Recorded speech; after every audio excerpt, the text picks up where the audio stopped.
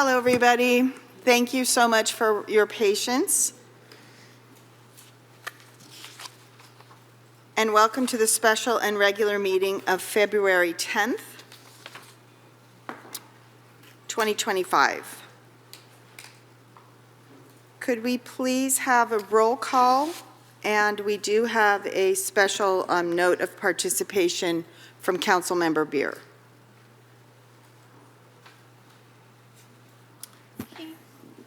Councilmember Beer is requesting to participate remotely pursuant to Assembly Bill 2449, which allows remote participation for emergency circumstances.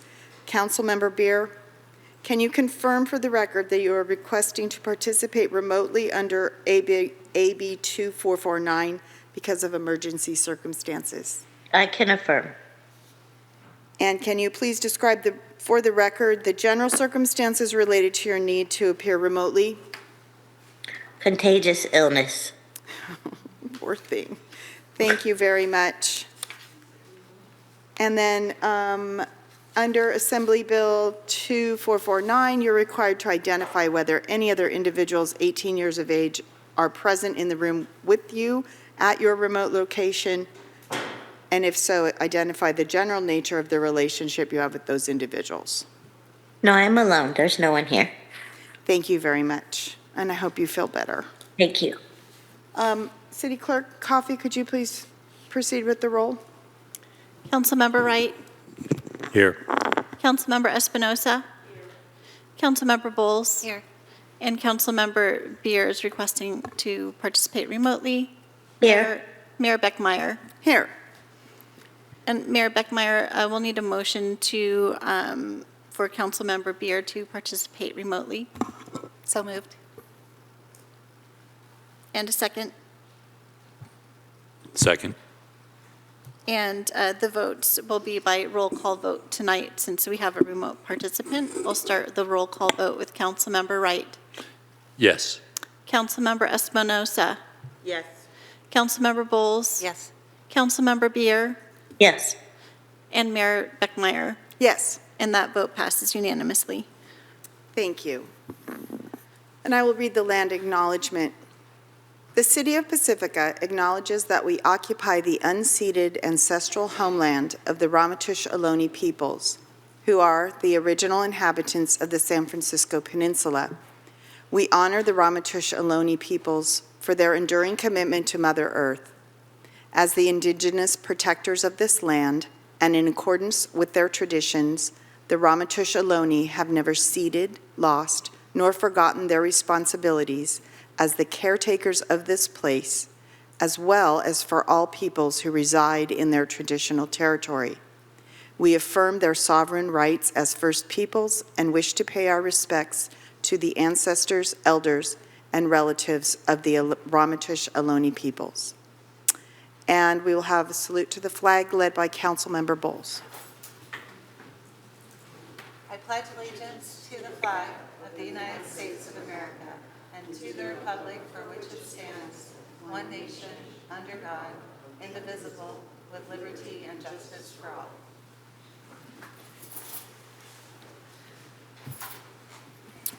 City Attorney, do we have a closed session report?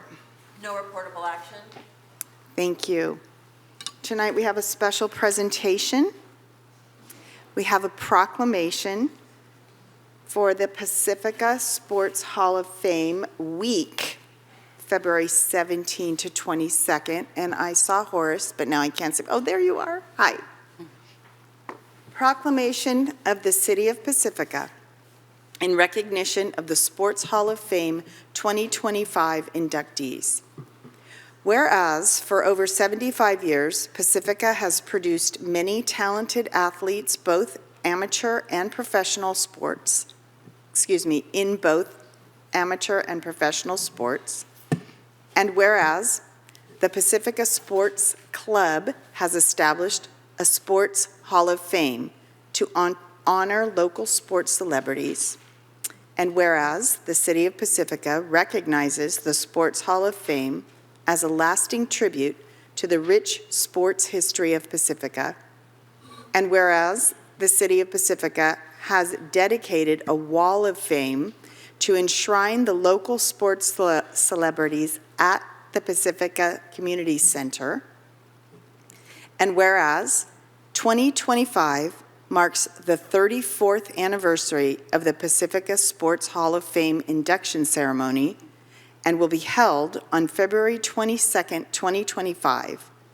And whereas the 2025 Pacifica Sports Hall of Fame inductees are Washington State University record-setting quarterback Anthony Gordon, Skyline College Multi-Sport Hall of Fame athlete Tricia Sanford, and San Francisco Giants senior executive Russ Stanley.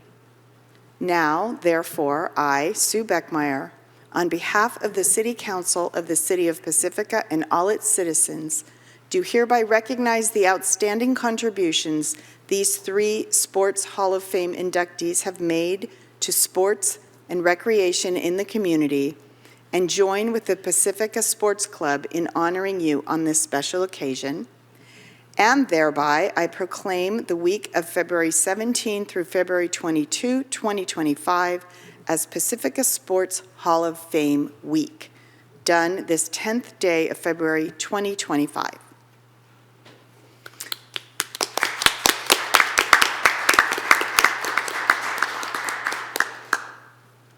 And we have Horace Hinshaw.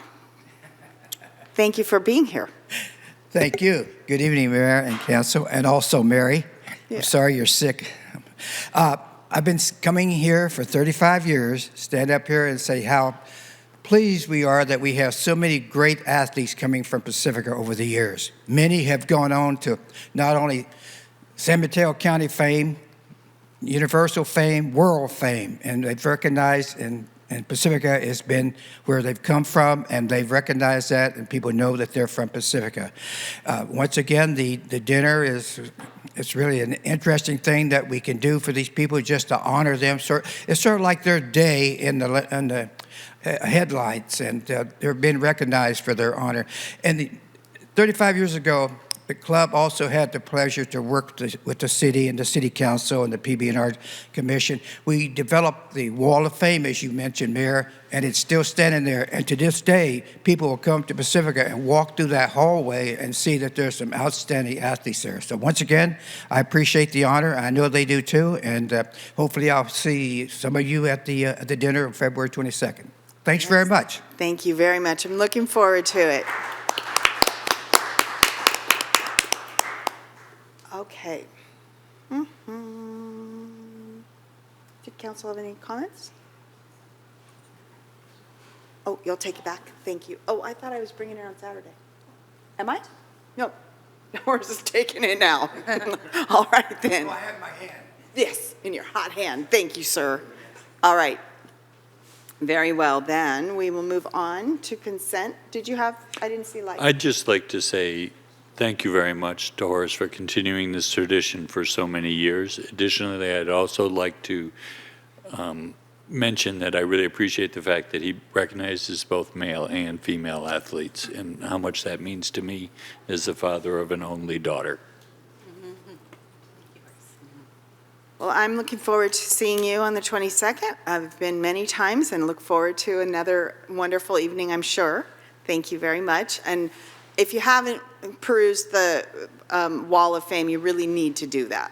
I spent a bunch of time the last time I was there looking for all the years because it's grown so big that it kind of goes and then it goes across the way and then it goes down there. But it's really, really impressive. Thank you. Okay, right. Then we will move to our consent calendar. I wanted to know if any council members wish to pull any items from consent.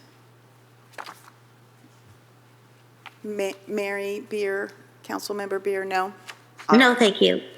And so we will have public comment on items on consent. I see open public comment cards, but not anything specific on consent. If anyone in the audience today wishes to speak on a consent item, I don't see any. Assistant City Clerk, do we have anyone on the phone who has their hand raised for consent comments?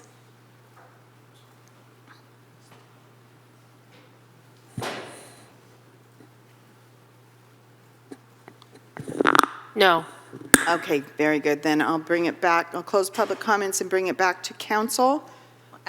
Was Cliff maybe wanting to speak? Not sure. I have Cliff on consent. Please.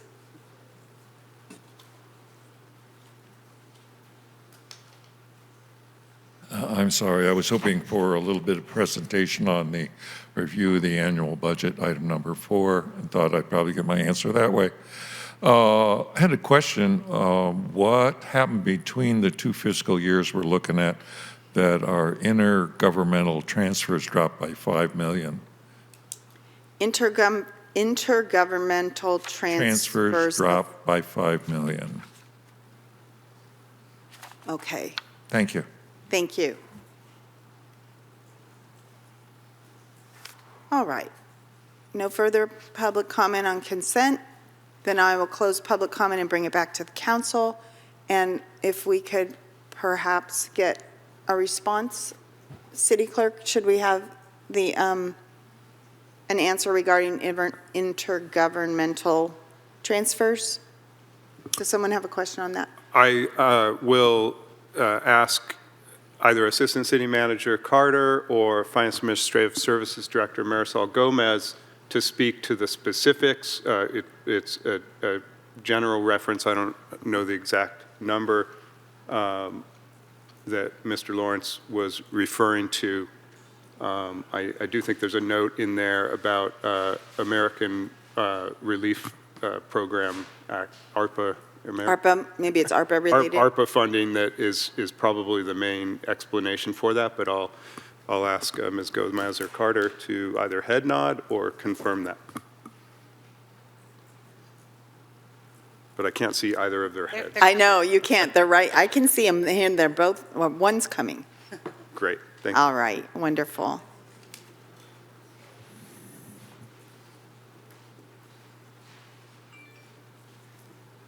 Thank you, Mayor, members of the council, and the public.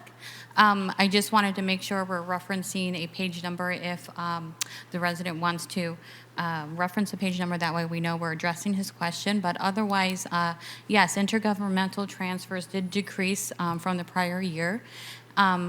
We did receive our last tranche of ARPA funding in the fiscal year 22-23. So when you compare that to 23-24, that's about $4.9 million less than the previous year.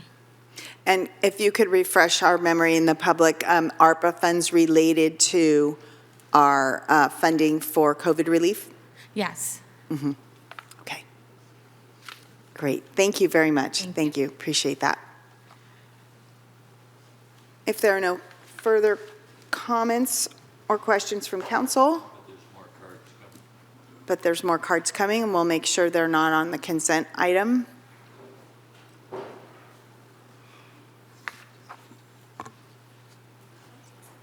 more coming.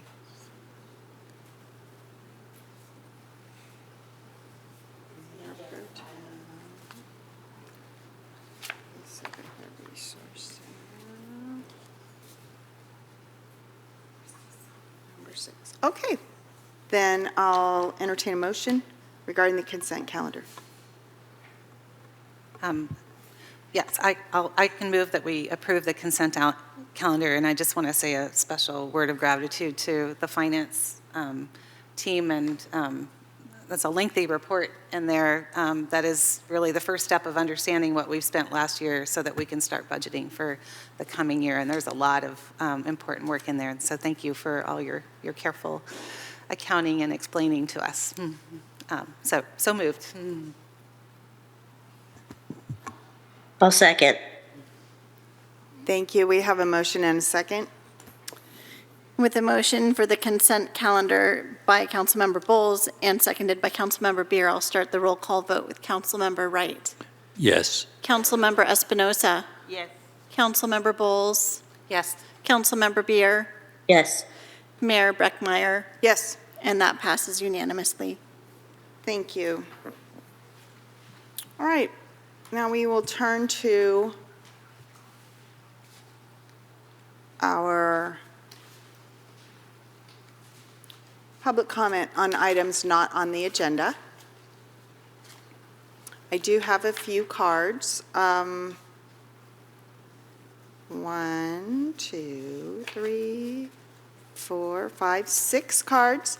This portion of the agenda is available for the public to address the City Council on any issue that is not on the agenda this evening.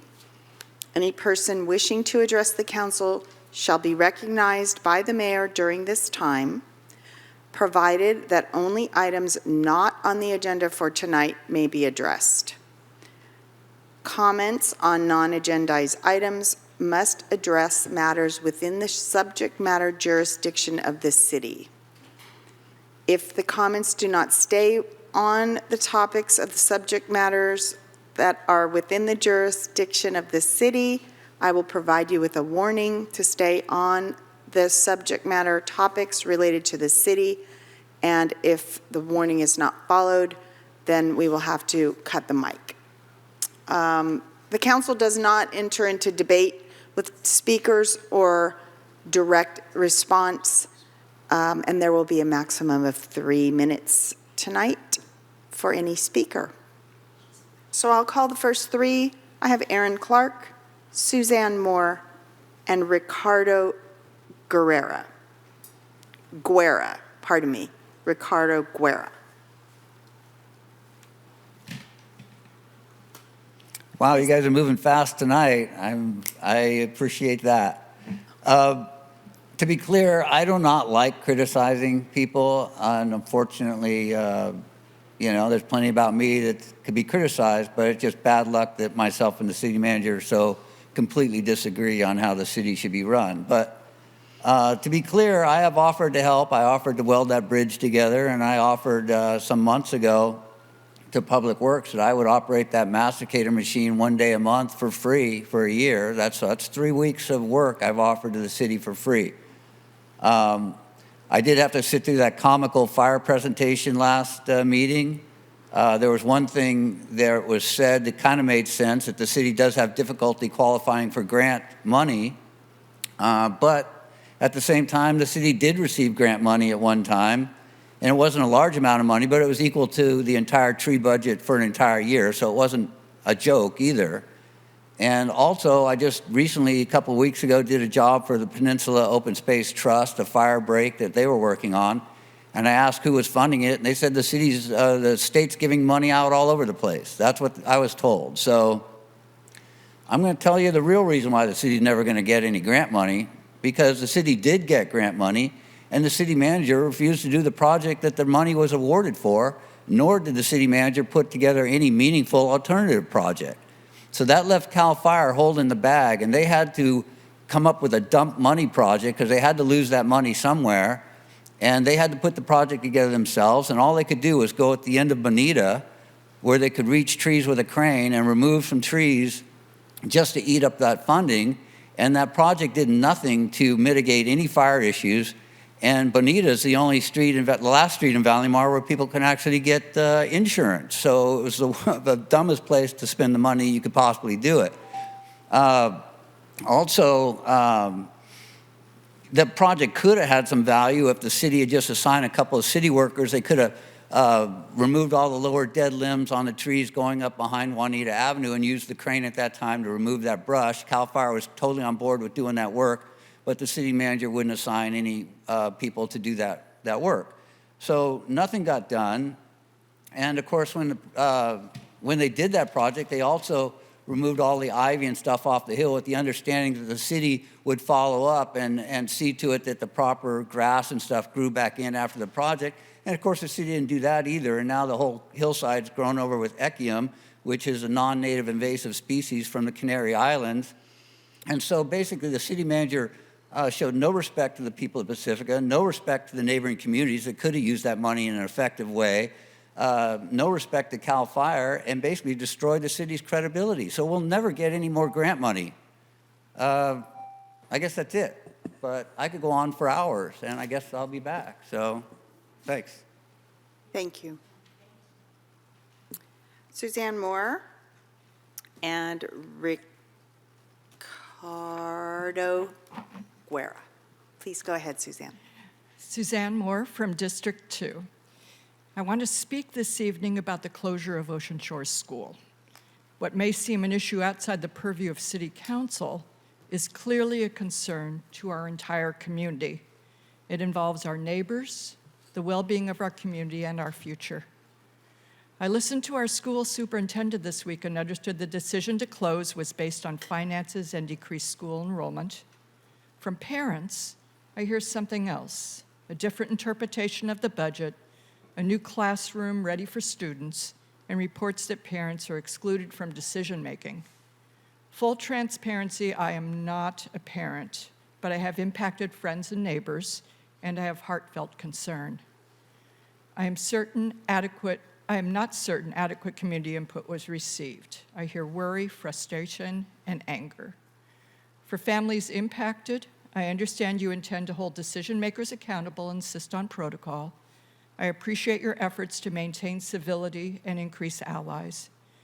Please continue efforts to present alternatives and recognize that this is an action requiring a long-term investment. To our school superintendent and school board, I encourage you to reconsider and truly involve those impacted to create a way forward. Outside and unbiased mediation may be appropriate. Pacifica is planning more building. We anticipate more Pacificans in the future. We need our schools. It is everyone's responsibility to be clear and act with intention. Our children are watching. I encourage action worthy of modeling by our children. Thank you. Thank you. Ricardo Guerra, Lois Marshall Ward, Ricardo Guerra, Cliff Lawrence, and Lynn Adams. Hi, thank you for hearing me out today. I was here last Could time. I ask you to please speak into the microphone? We need to be able to hear you in the entire audience and also for the recording. Thank you so much. So I was here last time, about a month ago. I got assaulted by people with brass knuckles because somebody had taken my dogs, stolen my dogs.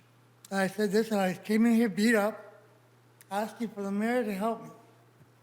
Instead, what you did is you passed the buck to people who don't even care about me, like the police department. There's no investigation on that. And as of Saturday, this Saturday, I get attacked again. Spit on. Kick that. For people telling me to go back to my own country, that they're going to call ISIS on me. Right? Who do you think went to jail? Nobody. Who do you think went to jail when I got assaulted on a video camera with proof by an officer of the law who attacked me with those brass knuckles? I sat here and got called a liar by the attorney over here to try to stop me from saying what I'm supposed to say. I'm asking you, Mayor, you, to stop this violent attack on me and to give me my dog and stop all this illegal dog. This dog are my dogs.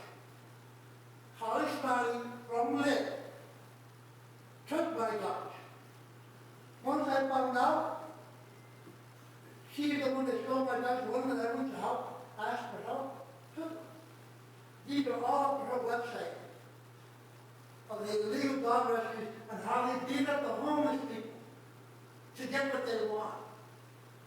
I have been attacked enough. When is it going to be enough for you guys to all understand that my life is in danger here? I'm not playing the victim, I am a victim. All this is nice and everything, with you guys giving money and grants and all kinds of charity stuff, but where are my rights in this? What am I supposed to do when I'm so blackballed that I can't even get a driver's license? Even though the proof is right here, everything's paid. Calling me a wetback, calling me an N-word. Well, here's my birth certificate, Social Security card. Here's the proof. I don't know what more you want. This has to stop, and they need to bring me my dogs back. The attacks are coming from Holly Smiley and the police department. I said it to you last time, and you laughed at me, and you know what happened after I left here? They took my camp and left us in that mess. beat up like that. I don't have EBT. I don't depend on the government to do for me. I'm not a victim in that manner. But this racism is all you guys. There's no other way to say it, because you keep passing the buck. And I want you to stop it because I'm getting hurt. Thank you. Thank I you. don't want to satisfy you guys until I'm dead, right? Thank you for, That's not enough for you guys. I'm asking for an investigation.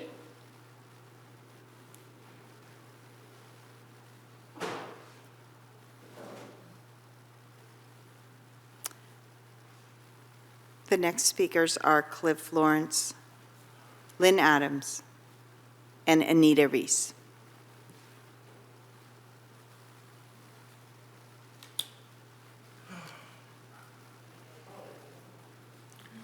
Hello. I haven't finished all of my homework on this item. The item I'd like to speak to is the award to Mr. Tong. Mr. Tong, something I believe was a subject in your closed session this evening. And the city is now liable for, I believe, something in the neighborhood of $2.4 million. And I understand, it's my understanding that in the full judge's ruling, not necessarily in the synopsis you received, the judge was scathing about the position that the city was not, apparently in the judge's mind, operating in good faith. And that's going to cost us big time. So a judge is telling us we're not making good choices. Who's looking into this? It's going to cost us big time. You're going to tell us we got a shortfall of millions. Well, here's an example of why we have a shortfall of millions. This is not something we budget for. Why did we allow ourselves to get into this position? And are we listening to what the judge is telling us about our own behavior? Thank you. Thank you.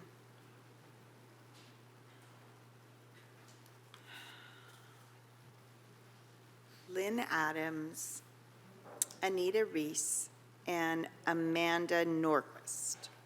Good evening. Good evening. City Manager, council members, Mayor. I'm Lynn Adams from Pacific Manor, District Number 2.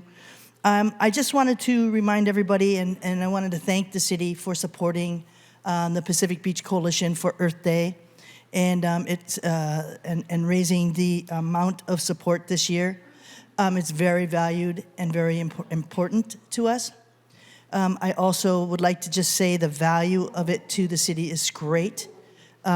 In last year at Rockaway, Short Park, and Lindemar alone, those 3 locations, we had 77% of the people that came for those cleanups, those volunteers, came from outside of Pacifica.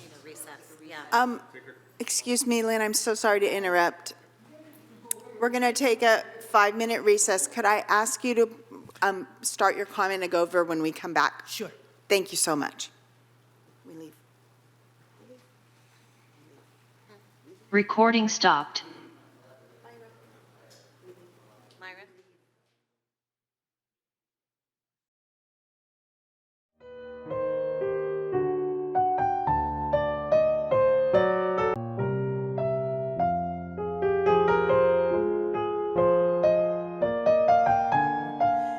I just wanted to be here as a representative of the Pacific Beach Coalition, say thank you to the city for supporting Earth Day this year with a little bit more money than we had last year.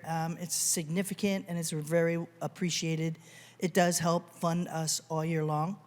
I also wanted to remind people that April 26th is Earth Day, and prior to that time, we will have the school assemblies. We're preparing that right now. It's all about pelicans this year. And so Earth Day itself will have the cleanup from 9 to 11. It'll have the cleanup, habitat restoration, and gardening. So if you know anybody in your neighborhood you want to get together with and have a project, let us know. We can support it. And then the Pelican Fest will be at the Lindemar State Beach from 10:30 till 1:30. And again, it will be environmental booths around the outside, City of Pacifica booths. There'll be a number of like 24, 26 booths. And in the middle, we will have youth activities run hopefully by a lot of the youth so that people can learn about pelicans, celebrate pelicans, and do arts and crafts and enjoyable educational activities. One thing about Earth Day is it's an opportunity for us to shine, and the Bay Area is jealous of our work. I can tell you that over the Hill, they wished they had an organization like this to do what we do. And I'm proud to say that we're happy to do it, and it's only with support that we get from our cities and the county and all of our all of our donors, which are so valued. So I wanted to just say that 91 zip codes were represented in just 3 locations in pre-Earth Day celebration activities last year. 91 zip codes. 77% of the people that were at those 3 locations came from outside of Pacifica. So we not only shine for ourselves, we have pride in ourselves, we've built pride in our city, we also are bringing that pride to others outside of the Bay Area and hopefully reducing litter on the Bay side, which reduces litter coming back into us. So I want to thank you for your support. I want to invite you to mark your calendars for April 26th. We'll have the VIP tour as usual, and that's when we take dignitaries out and about to see what all we do and what we've been doing for 20-some years and almost 30 years. And it is a good day to shine, and the community support and the community involvement is critical for this. So thank you very much. Thank you.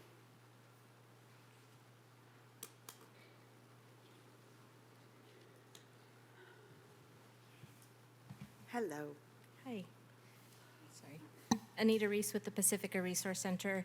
I just wanted to share a couple updates. We are continue to be open Monday, Tuesday, Thursday, 9 to 5, Wednesday, 9 to 7, and we're closed from 12:30 to 1:30 for lunch. Fridays, we're open 9 to 1, and we are open one Saturday a month from 9 to 1. Our next Saturday office hours are on March 8th. We just had one this last Saturday. Our Unhoused on the Coast outreach team will respond to outreach requests within 3 hours, Monday through Friday, 9 a.m. to 10 p.m., Saturday and Sunday, 9 to 5. So if you see someone living outside, and also holidays. We are also available holidays, 9 to 5. Living outside in a vehicle, please email UC Outreach at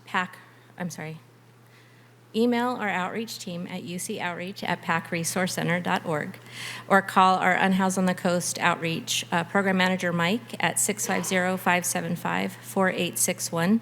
Our outreach team tries to meet folks where they are, and sometimes folks have more challenging times than others, but we don't give up. We continue to reach out and offer services until one day, hopefully, they accept them.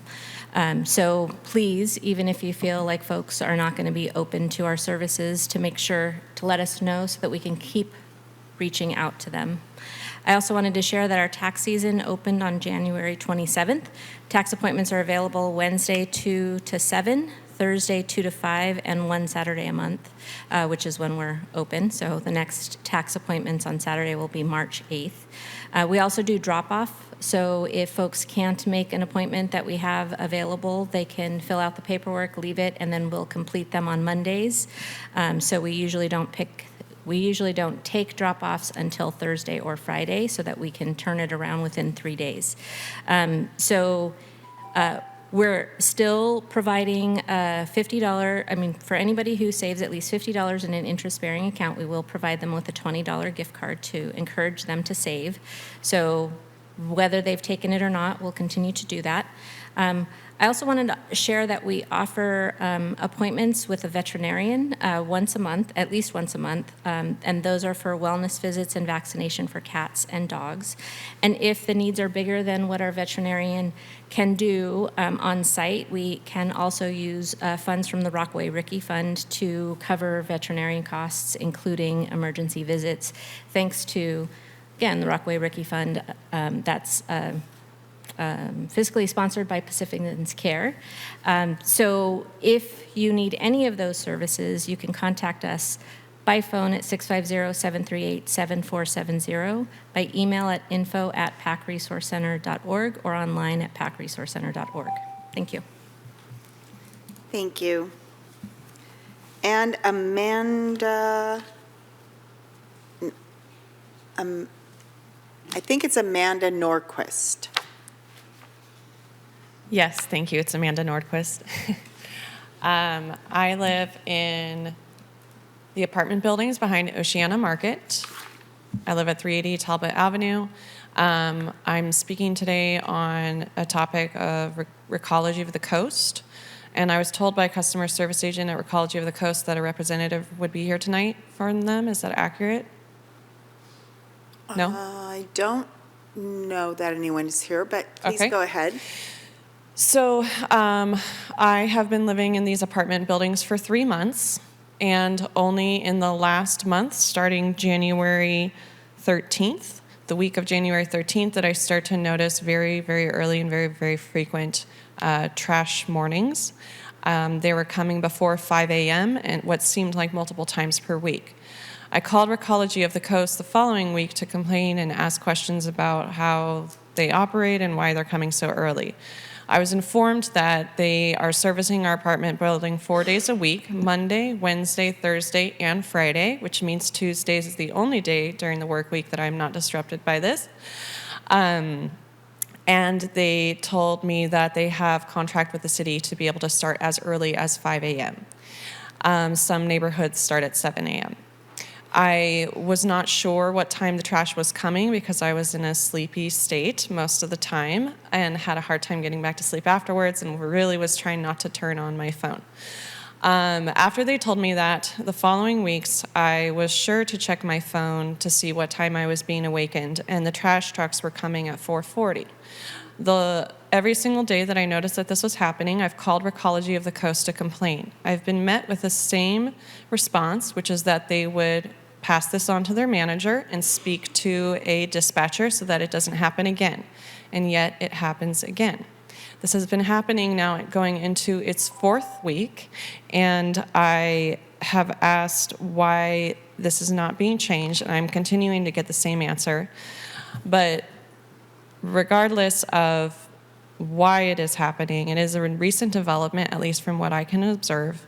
And from what else I can observe, Recology of the Coast is in breach of contract with the city, which states that it cannot come before 5 a.m., not at 4:40 a.m. I have video footage showing a truck completing jobs at 2 out of the 5 apartment buildings and driving away at 4:51 a.m. I also would like to raise the topic of why are other apartment buildings being serviced at 7 a.m. when mine is being serviced at 5. I work a high-impact, high-stress job. I am trying to be a responsible citizen of this city and of this state to stay gainfully employed, pay my rent at my building, and I have PTSD and generalized anxiety.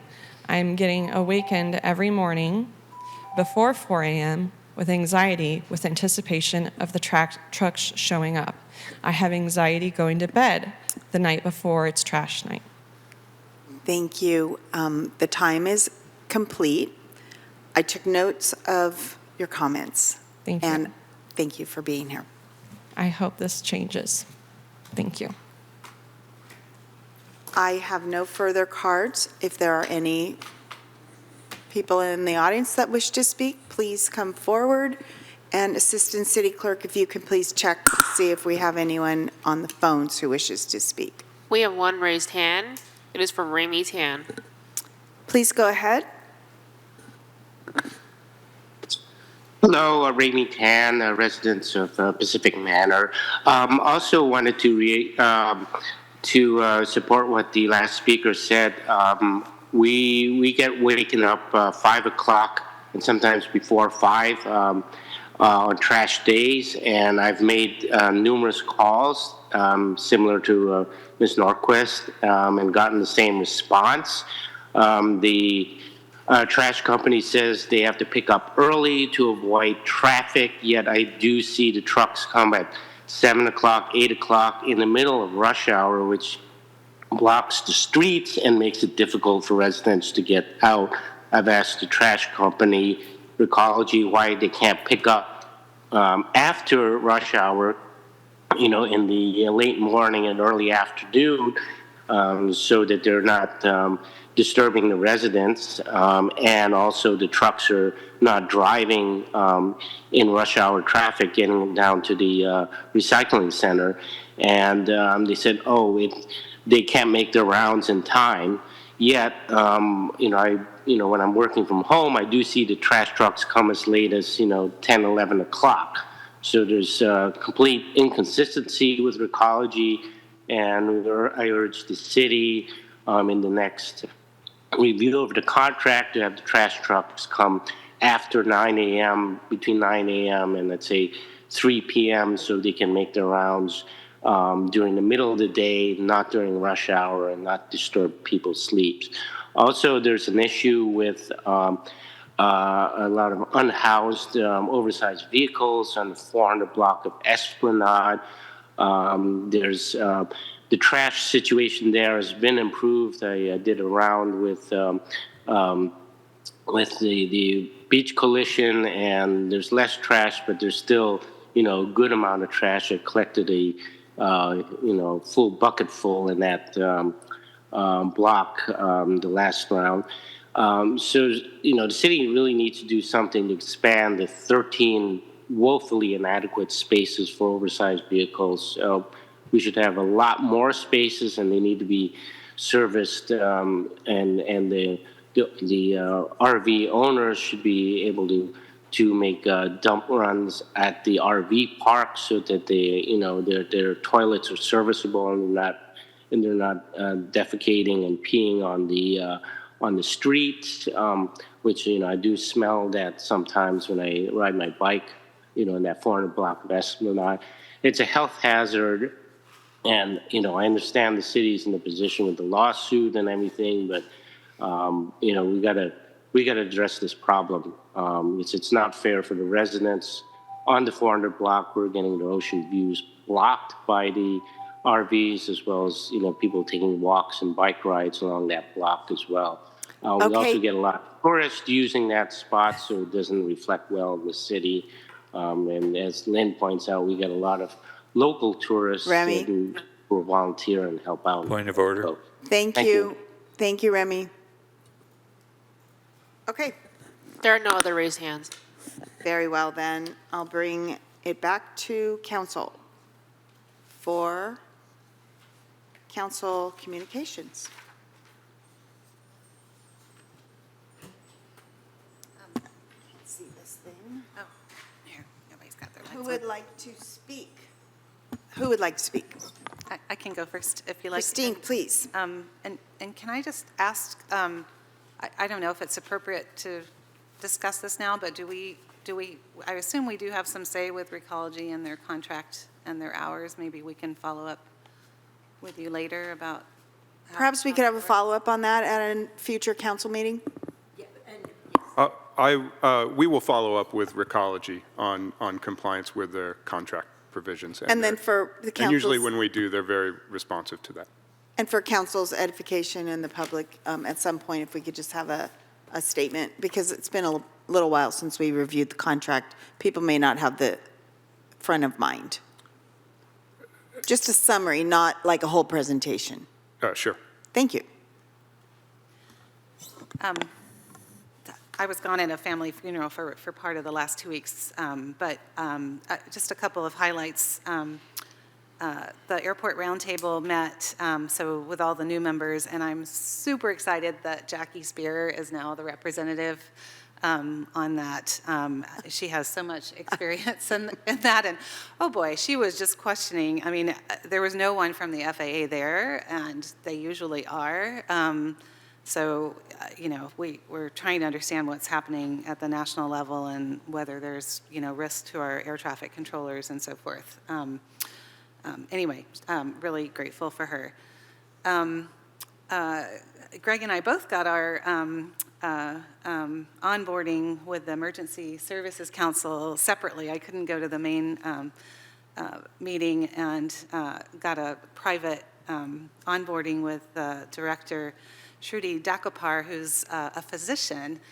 And I am just so impressed, and I know Greg is too, with her. That whole department used to be in the sheriff's office, and it came out, and she's really building not just for emergency response, but on education, preparedness, mitigation, so that we have less disasters and can recover more quickly, and is really building her staff. I learned that we have a coastal representative on the committee now. Her name is Logan Ruggles, and I decided to invite her to the coastal tour my daughter and I were leading for Stanford students to help educate her. So we started in San Francisco and went down the coast. And another senior person, Rick Reed, from the department joined us as well. And it was interesting to see their eyes being open to our issues. I don't think they, had really known. And they didn't even know Daly City had coastal erosion issues. So that was a little scary. But anyway, I'm super excited to serve on that committee and to learn more about fire risk and evacuations and, what the county is doing and what money we can bring here to Pacifica. I was also asked to be on their finance subcommittee because they right now don't have a coastal representative. So, of course, I said yes because we need that money. And so this is where it's really important for us to be in these regional meetings because it puts us at the table where we can bring resources to our town. So looking forward to learning more. And then the coastal tour is not a council-related thing, but it was super fun. We had about 20 students. And just this morning, so one of the professors is new at Stanford looking at coastal processes and engineering, and she just this morning emailed me a potential grant that we could apply collectively with the university and the city, and so I forwarded that to Kevin, and we'll learn more. Anyway, just excited about these new partnerships and potentially bringing some research. And then the Partnership for the Bay's Future had a session at Spur in San Francisco that was about aligning policy and financing for affordable housing. And there was a presentation from the planning director of the city of Richmond, so they got their PBF fellow 2 years ago, the same application and program that we have a staff member starting with. And so this is always, to help planning staff, but also in concert with a nonprofit that's doing work. Again, that helps build community support for the projects. But I didn't know, so the nonprofit they partnered with was a land trust that is looking at buying surplus land for affordable housing projects specifically so that they can remain affordable in perpetuity. I didn't even know those kinds of land trusts existed, so that was super fun to learn about. And I got to meet Alex, who's our new staff person for the next 2 years, so that was fun too. And that's the fellowship that's through San Francisco Foundation? Is that right? They're one of the founders and the, along with the Zuckerberg and Chan initiative. Zuckerberg, right. Yeah. Okay. The Partnership for the Bay's Future. Great.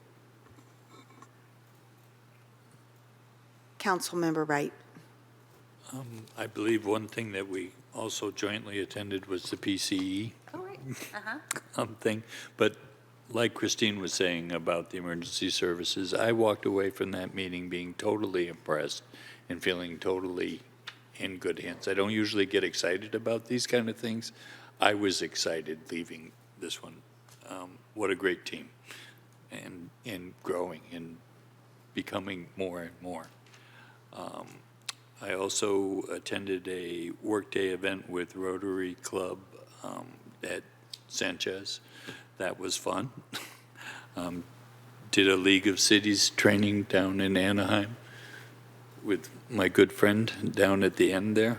Learned a ton at that event. It was extremely informative, great for novices such as myself, and I appreciate the city and city staff making that opportunity available to me and all the support they gave me for that. Other than that, I did listen in to the town hall with Senator Becker and Anna Eshoo, and I guess that's sufficient for now. Thanks. Thank you. Did you want to go? Sure. Like Greg says, that we both attended to that training. It was very interesting. We learned a lot about the budget, which is important, and also about the Brown Act. That was the key points for the training. And I attended to the Sanchez Art Museum of Art. And it was that week was about democracy, and we got to paint something related to democracy. And also we had a roundtable where a lot of people talked about how they perceive democracy. So it was very interesting. And on Sunday, I just took picture of the coast. It was very interesting to see the erosion. And also, I think it's a good idea to keep monitoring and taking a look at it. So, and there's people, like a lot of people from different area comes to the ocean. I think we can kind of make sure that all these people that likes to come to Pacifica can spend money here. It will be very interesting. And also, the people that I encounter at the beach, they were saying that they come here about 3 times per week. And I was wondering, how can we kind of take advantage of that opportunity and get more, so these people can spend money. It could be like having lunch, or also, it is a way to, like, I wanted to see how can we bring some opportunity for the city of all of the people that comes to Pacifica, not just coming and using our resources, but also spending money here. And I think it is something that we had to think about it and make sure that we are paying attention to those little things. To see how can we bring more money to the city with all the tourists that come to Pacifica. And I think that's it for now. Thank you. Councilmember Beer, do you want to give us a report? Yeah, I will. Thank you. Okay. I attended the library JPA, and I just wanted to congratulate Ashley Larson, who is a Pacifica librarian. She received special accommodations that morning for her years and years of service, so we're super lucky to have you, Ashley. And we also approved funding for a hybrid diesel-electric bookmobile, which is very expensive, but it's going to be very cool. I want to thank Cora for coming out to PCT and also coming out again to the Pacifica Collaborative to do Speak Up. It's a really wonderful information, so thank you to Cora. I went to leadership training, which was, we visited ALAS and the Coastside Nonprofits. I attended the Hope Interagency Committee, and glad I was there because they're going to start reimagining their mission, and I think it's a good time to do that. I wanted to give a special shout out to Vicki Moore. Just want to thank you, Vicki, so much for all of your time and effort that you put into Pacifica Locals for the past 6 years. I realize that you received some negativity out there. I'm really sorry for that. I know exactly how it feels. I think you did the right thing by stepping aside and taking care of yourself. And if you want to go for a walk, let me know. And then, I might keep it short. Can we adjourn in honor of Philomena O'Shea, Mayor Beckmeyer? Of course. Thank you. Philomena O'Shea. Got it. All right. Let's see.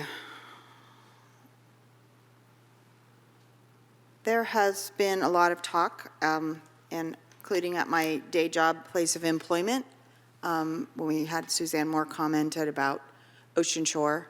That has certainly been a subject of many meetings and will continue to be. And I would encourage folks to check the school district website, pacificasd.org. Pacifica, it's SD for school district.org. There is a meeting this week, Wednesday night, school board meeting as well. And I mentioned that because it was a subject of a school site committee meeting that I attended at my site at Cabrillo. I had opportunity while y'all were in Anaheim learning about cities and governance. I had the great opportunity to go to San Jose and learn about school librarianship. So it was really fun to be away for a day job work-related thing. Very reinvigorating to have that professional development and figuring out ways to enhance our services to students. While I was away, thank you, Councilmember Beer, for helping so much with the flurry of activity welcoming Cora. There was a town hall recorded by PCT, thank you PCT, with Cora. The executive director of Cora was there, explaining their services, really talking about intimate partner abuse and also talking about our program and generally the services that they offer. And PCT was kind enough to patch me in by Zoom so that I could participate while in San Jose. So that was really very kind of them. Let's see, the beautification workday keeps getting canceled and rescheduled because of rain. So we didn't have that opportunity, but I went ahead and did my own personal beautification project. And on Saturday afternoon, Councilmember Espinoza helped me do our own impromptu little weed out of a couple of the spots in our Civic Center area. We were meeting at the Little Brown Church. We're doing some research on our dear Andy Pappas, who passed away last year. And so we were able to access the archives at our own Pacifica Historical Society. It's really interesting, and looked at the exhibits. We didn't have enough time there, but we're looking forward to going back. Had the opportunity to have brunch with Councilmember Bowles yesterday, and it was a little bit less lengthy than the first one, but you know, we get to chatting and it's a couple of hours, and before we know it, it's, you know, time to get going. So a light week for me the last couple of weeks. I'm looking forward to a few meetings. Oh, I did have occasion to bring Councilmember Espinoza to introduce her to the Beautification Advisory Committee, as she is the new liaison for that.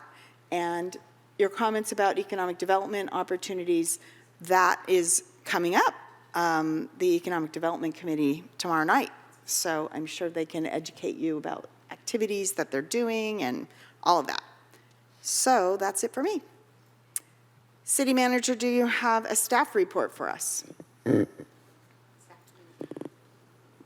Staff communications? Thank you, Mayor Beckmeyer and council members. Kevin Woodhouse, City Manager. Just brief communications. I last week spent most of the week in Southern California at the League of California Cities City Managers Department meeting. It was an excellent annual conference and gathering of city managers from around the state and assistant city managers and more.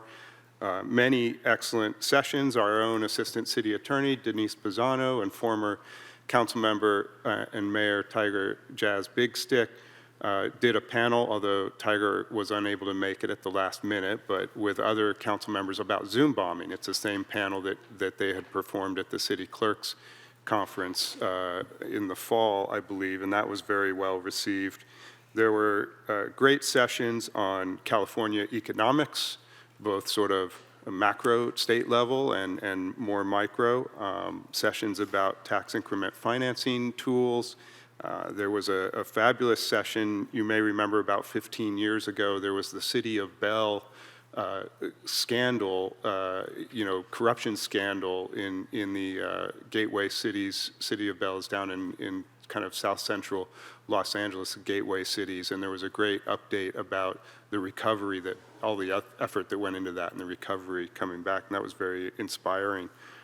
There were lots of discussions about fire recovery, particularly related to the recent Los Angeles fires, updates on Cal City's advocacy efforts and more, including connecting with city manager colleagues and catching up on the latest in their cities. And as well, I was installed as the Cal ICMA, which is the California affiliate for the International City County Management Association, as their president-elect for this year, to be president next year. So that was great to have that installation occur, and it was a fabulous and well worth it conference. That's my only communication. Thank you. Could I just say a quick word? I just wanted to mention how much I appreciated, even though you were away at a training, that I was still receiving multiple emails from you and multiple communications from you. Even though you're already being stretched outside, you were still keeping your fingers on the pulse of Pacifica. And thank you for that. And thanks to Assistant City Manager Yulia Carter and Chief Maria Sarasua for filling in on site locally when the city manager is away. We had a torrential rainstorm, you may recall. I know there have been a few of them. And it was a little disconcerting to me as I was leaving for an appointment when I saw, I think it was 6 fire trucks rapidly heading south as I was going north, including the giant yellow ladder truck from Daly City. Then comes the supervisor's white Suburban, and it was quite alarming. And so I called and got an immediate answer from Assistant City Manager Carter, who was able to verify what was going on. Thankfully, everyone was okay, but the original response, or the original call, was a roof collapse. And so our first responders responded appropriately. Thankfully, it was not as dire as seemingly it might have been, and everyone was okay. But it's just amazing to see the way that our first responders work. It's really, really humbling and comforting to me to know that we're in good hands. So with that, one other thing on that kind of related note, I remember last meeting we heard a report and we learned of a Zoom meeting that North County Fire offers. It's going to be on the 25th of February. I saw it in Connect with Pacifica, 6 to 6:30 p.m. There's a QR code in the Connect with Pacifica, or you can find it on the city's website. Okay, that brings us to item 6. Recommended action to appoint a member of council to serve as mayor pro tem. And we have a staff report. I think we're going to have staff report, city manager, from you or from the city clerk? Yeah, thank you. No staff report from me on this self-explanatory item, but City Clerk Coffey will discuss and present the process. Wonderful, thank you. City Clerk Coffey, please go ahead. Yes, Mayor and council members, at the January 27th council meeting, Council members directed the following process for tonight's appointment of the Mayor Pro Tem, and I'll briefly explain the process. Following the staff report, which is the explanation of the process, the mayor will open up public comment on this agenda item for the appointment of the Mayor Pro Tem. So we'll hear public comments from members of the audience and those on Zoom that wish to speak to this item. Members of the audience attending in person who wish to speak on this agenda topic should fill out a yellow speaker card with their name and agenda item number 6, Mayor Pro Tem selection, and give the card to a city staff member at the staff table at the back of the room. Members of the audience on Zoom who wish to speak should raise their hand on Zoom for this item. And once all the speakers for this agenda item have been called by the mayor will close the public comments on the topic. The mayor will then call for interest from any council members in the Mayor Pro Tem position. The mayor will call then for council deliberation and discussion regarding the appointment of Mayor Pro Tem based on the individual interest expressed. Following the full deliberation by council, the mayor will call for a motion to name an individual to appoint as Mayor Pro Tem. Then any council member to second the motion. The council will then vote on the motion on the floor pursuant to the motion and voting procedure in the council rules and code of ethics. For tonight, since we have a council member participating remotely by Zoom, the vote will be a roll call vote that I'll call the roll. With that, council, if there's any Are there any questions questions from from council members, I council? can address those. Questions? Councilmember Wright, was that light that I just turned off That from was before? from That's before. what I thought. But Okay. I'd like to reserve my questions for after public After comment. public comment, certainly. All right. Well, seeing no questions, then I'm going to open public comment. I have 1, 2, 3, 4, 5 cards from people here in the audience, and then we'll see who we have on the phone. The first 3 people are Lois Marshall Ward, Suzanne Moore, and Cliff Lawrence.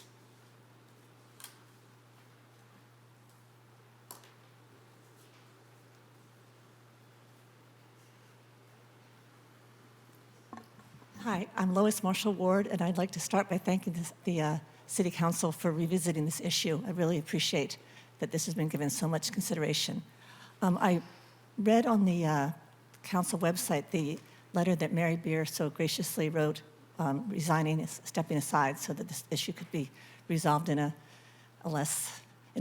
good way moving forward. And I just wanted to really acknowledge Mary for doing that. And she's really just a tremendous amount for Pacifica, and I really just wanted to recognize that and have her feel that she makes sure she feels the love that we all feel for her. By doing what she did, she really showed that she has the community's best interests at heart, and I think it's an example of her doing what is right for the community. And in that spirit of what's right for the community, I would urge that the City Council would vote for Christine Bowles to be our Mayor Pro Tem. I think that she's an excellent City Council member, and it seems appropriate. She was the next in line as far as I could see, and I would appreciate that. So thank you so much once again for revisiting this issue. You've really showed that you listen to the community members. We appreciate it. Thank you. Suzanne Moore, Cliff Lawrence, and Cindy Abbott. Oh, no, sorry. Cindy, don't get up. Suzanne Moore, Cliff Lawrence, Lynn Adams. Please go ahead. Suzanne Moore from District 2. Good evening, everyone. Thank you, council members, staff, the public, and most especially Mary Beer, for this opportunity tonight to designate Mayor Pro Tem. As a District 2 resident and a supporter of Christine Bowles, I'm excited at the chance for Christine to advance to the role of Pro Tem. I want to take a moment to speak of Mary Beer and her consistent effort as a public servant.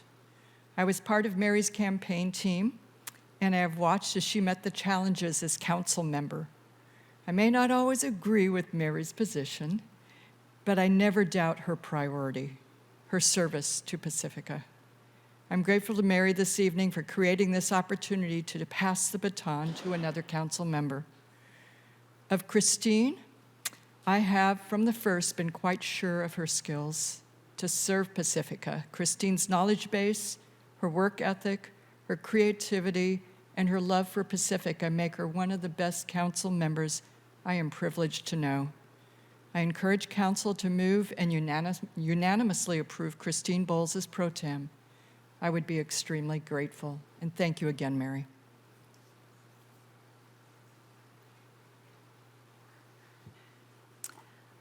Cliff Lawrence, Lynn Adams, Kata Gomes.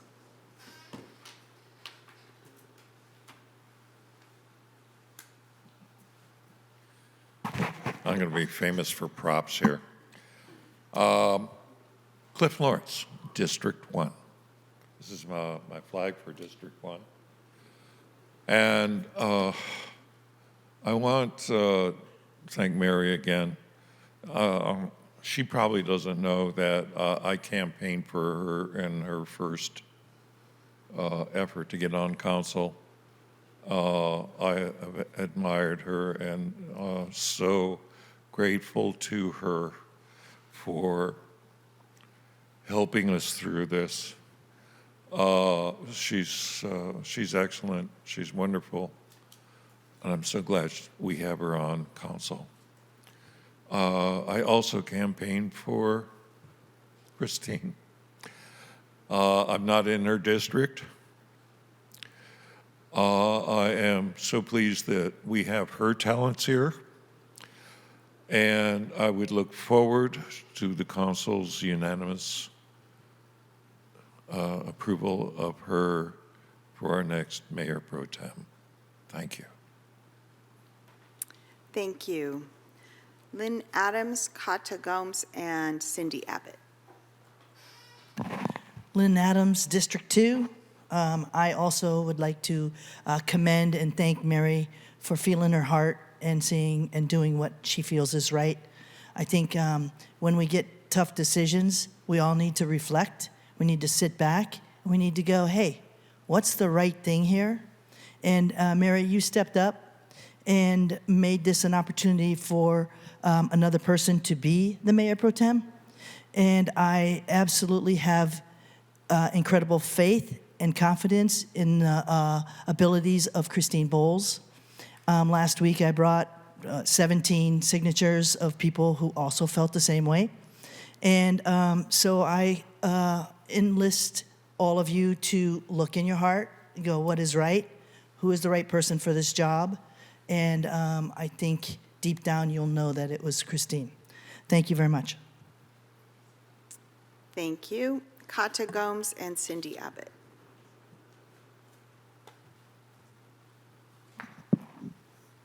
Portia Moore, Kata Gomes, Ramaytush descendant from the village of Tamigtok along Calera Creek. First of all, I'd like to tell Mary I'm very sorry she's not here in person with us. I hope you a speedy recovery, but thank you for not sharing your germs with us. We appreciate that. Also, I'd like to thank Mary for being so sensitive to the will of the community. She listened to us. Thank you for stepping aside and making the opportunity open up for Christine Bowles. Christine Bowles, I love you so much. I appreciate your intellect, the depth of your questions. You help us all to gain a better understanding of the process of what's going on that affects our community. I too am hoping that the council votes unanimously to support this magnificent candidate that we have before us. I'd also like to thank Councilmember Espinoza for bringing to light the need for ecotourism here. I think that's an excellent direction for the city to focus on. Possibly we could create a city task force to deal with this. I think it's an excellent opportunity to bring resources into the community that are already here, especially during the summertime. I realize there's so many refugees from the Central Valley escaping the triple digits of the heat that is only going to get worse with this climate emergency and crisis that we're dealing with. And if we could make this a more hospitable, gracious, welcoming community, I think we would all benefit from that. I'd also mention compassion for the residents here who are unhoused. I have a lot of compassion for them, and we should do more to create safe spaces for them and resources, and to make sure they are not being abused, because that is happening. So thank you all. Go, Christine. Christine Bull. Thank you. Cindy Abbott?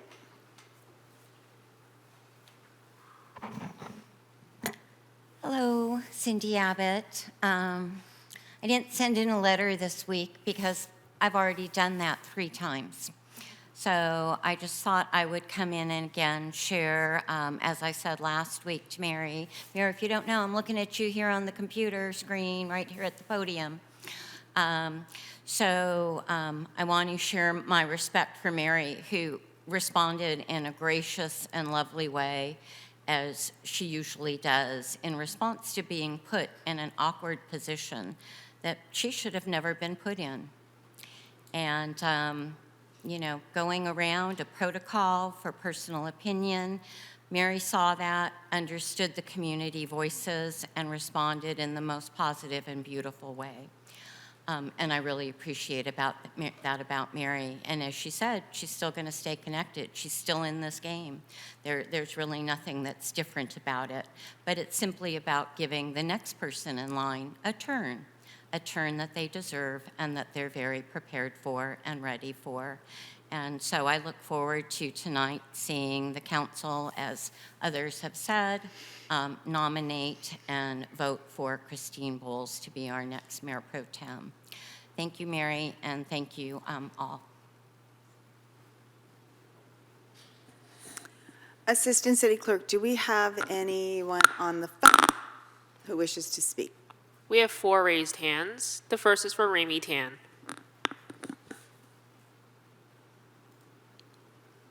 Remy, please go ahead. Hi, Ramey Tan, again, resident of District 2, Pacific Manor. I'd like to thank Mary for her gracious letter and allowing another council member to be Mayor Pro Tem. It shows her graciousness and respect for fairness in the community, which we've seen over her numerous years on the city council. Also like to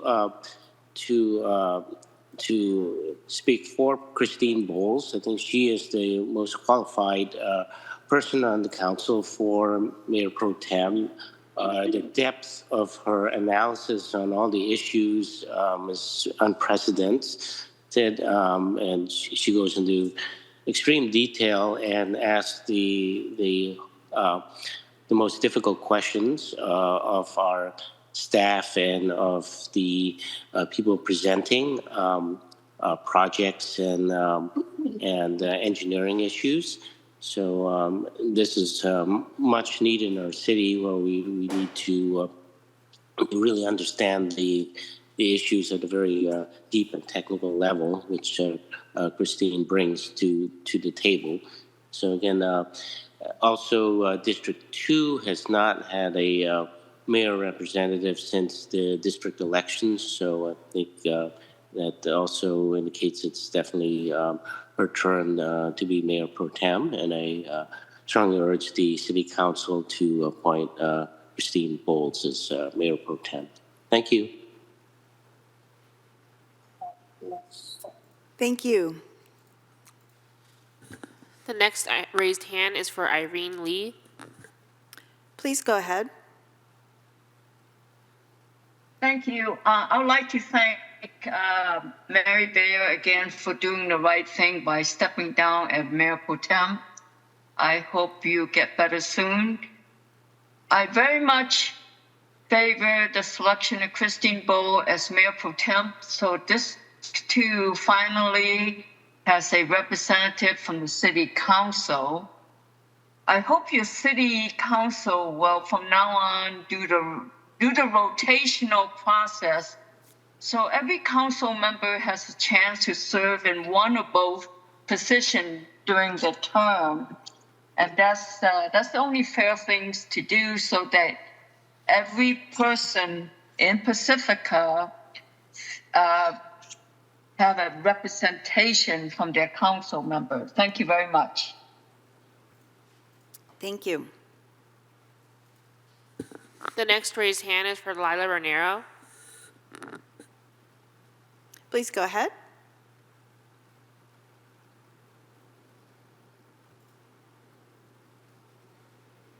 Lila, it looks like you're, there you go. Hi, thanks. Hello. Thank you. Good evening, Mayor Beckmeyer, council members, and fellow Pacificans. Lila Ranero here. Sorry I'm not there in person. I'm not feeling 100% tonight. Councilmember Beer, I wish you a very speedy recovery and mad respect for showing up tonight.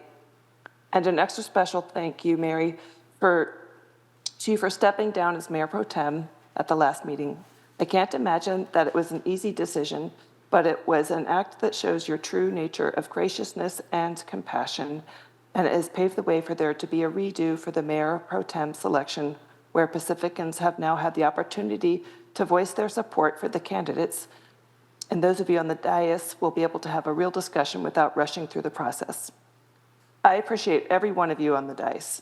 I continue to place my support for Councilmember Christine Bowles for the new Mayor Pro Tem role. Thank you all for listening and responding. I feel so lucky to be a Pacifican. Have a lovely night. Thank you. Thank you. The next raised hand is for Summer Lee. Go ahead, please. Hi there, it's Summer Lee, District 2. I wasn't going to make a comment, but I am moved by Council Member Mary Beer's actions. And I also wanted to say that your legacy is going to be amazing, Mary. I remember when you took over as mayor that the whole council hearing shifted because of your kindness. And the way you invited the public in was a big sea change because I was starting to pay attention. And that is part of your legacy, and so is tonight. And I don't want to miss an opportunity to thank you when I see heroism like that.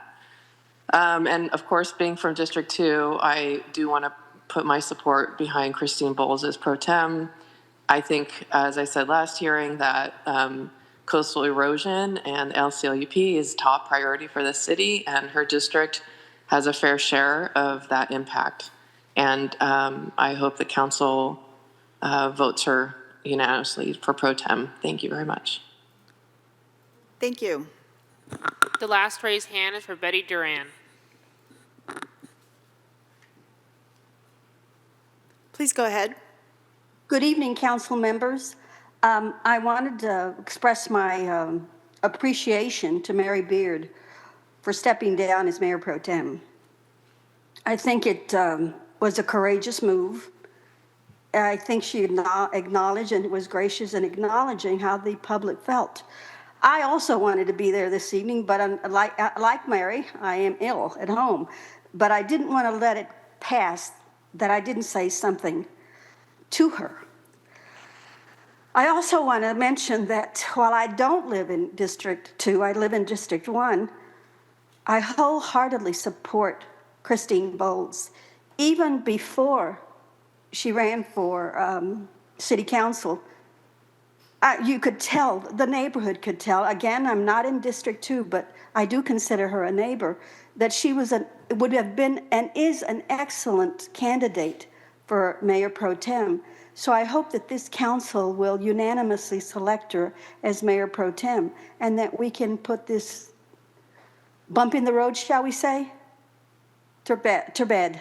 Thank you very much. Thank you. There are no other raised hands.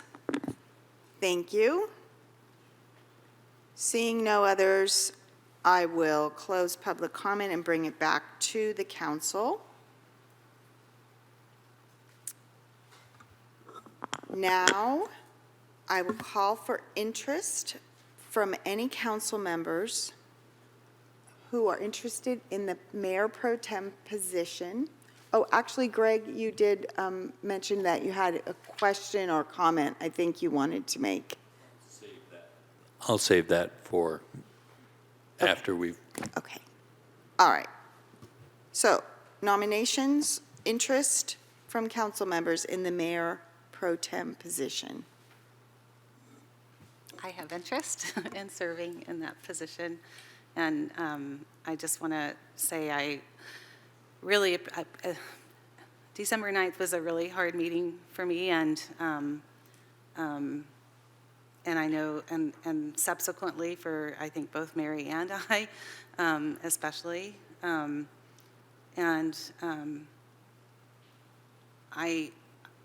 so glad we're working on this process, because I would never do anything to hurt you, Mary, or to question your ability to lead the city also in this position.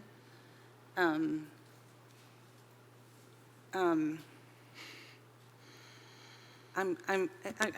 I can just say a few more words to Mary, and I also want to ask you a question, but you also have the ability to put your name back in the hat for this position. And I want to tell you that I'm okay with that, okay?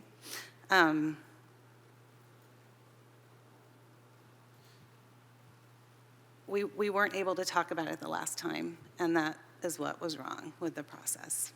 And we didn't have clear rules. You could look at experience, you could look at a turn, you know, of a new council member. There were different ways to look at it, and we didn't get to have that conversation. And I am really sorry for the pain that has been caused to you in what has happened since. And then people not really understanding. And some people try to paint us into sides, and I don't think there are sides, not at all. I see people that want a fair democratic process and to know what is happening, and for us to follow our council handbook and be respectful of each other and show that leadership in our roles here to the rest of the community. And it's then that we can expect that from them also, right? But that trust was broken, and I am so grateful to all 5 of us for doing that work to move it forward so that this does not ever, ever, ever happen again. Because it should never be about us. How in the world would you compare us if you had to? I mean, we have different skills, we have different relationships, but there's no one better than the other. There would never be, and I would never, ever want to have that discussion up here on the dais. I'm grateful to you for your selfless leadership for the city. Like Summer said, I noticed that too, the year that you were mayor. There was a change. There was a respect for the public coming into this room and making their comments. And no, the public's not always nice, but that's okay.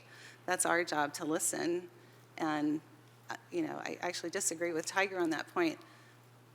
When the public is here and they're angry, I think we should be listening even more and not less, because maybe there's something they don't understand. Maybe there's something we can help explain. Maybe there's something we hadn't considered that is new that we can try to learn about. But you, I mean, through the whole 6 years that you've been on council, the 2 years that I've known you more intimately here, your leadership has been selfless. You're always putting the interests of the community ahead of your own personal interests. You have the biggest heart of anybody that I know. And I watch you and I learn from you. And sometimes I get in the weeds and I'll, you know, in the details and the facts of something we're talking about. And I love it when you tap me, like, come back. Why are we doing this? It's for the people. And I've learned so much from you. So do tell us. I mean, I do not want to take this position from you. I feel like I'm ready to lead. I think the community thinks I'm ready to lead. And I would like to be considered for the position, but I'm ready to serve like you, and the title is not the important part of this.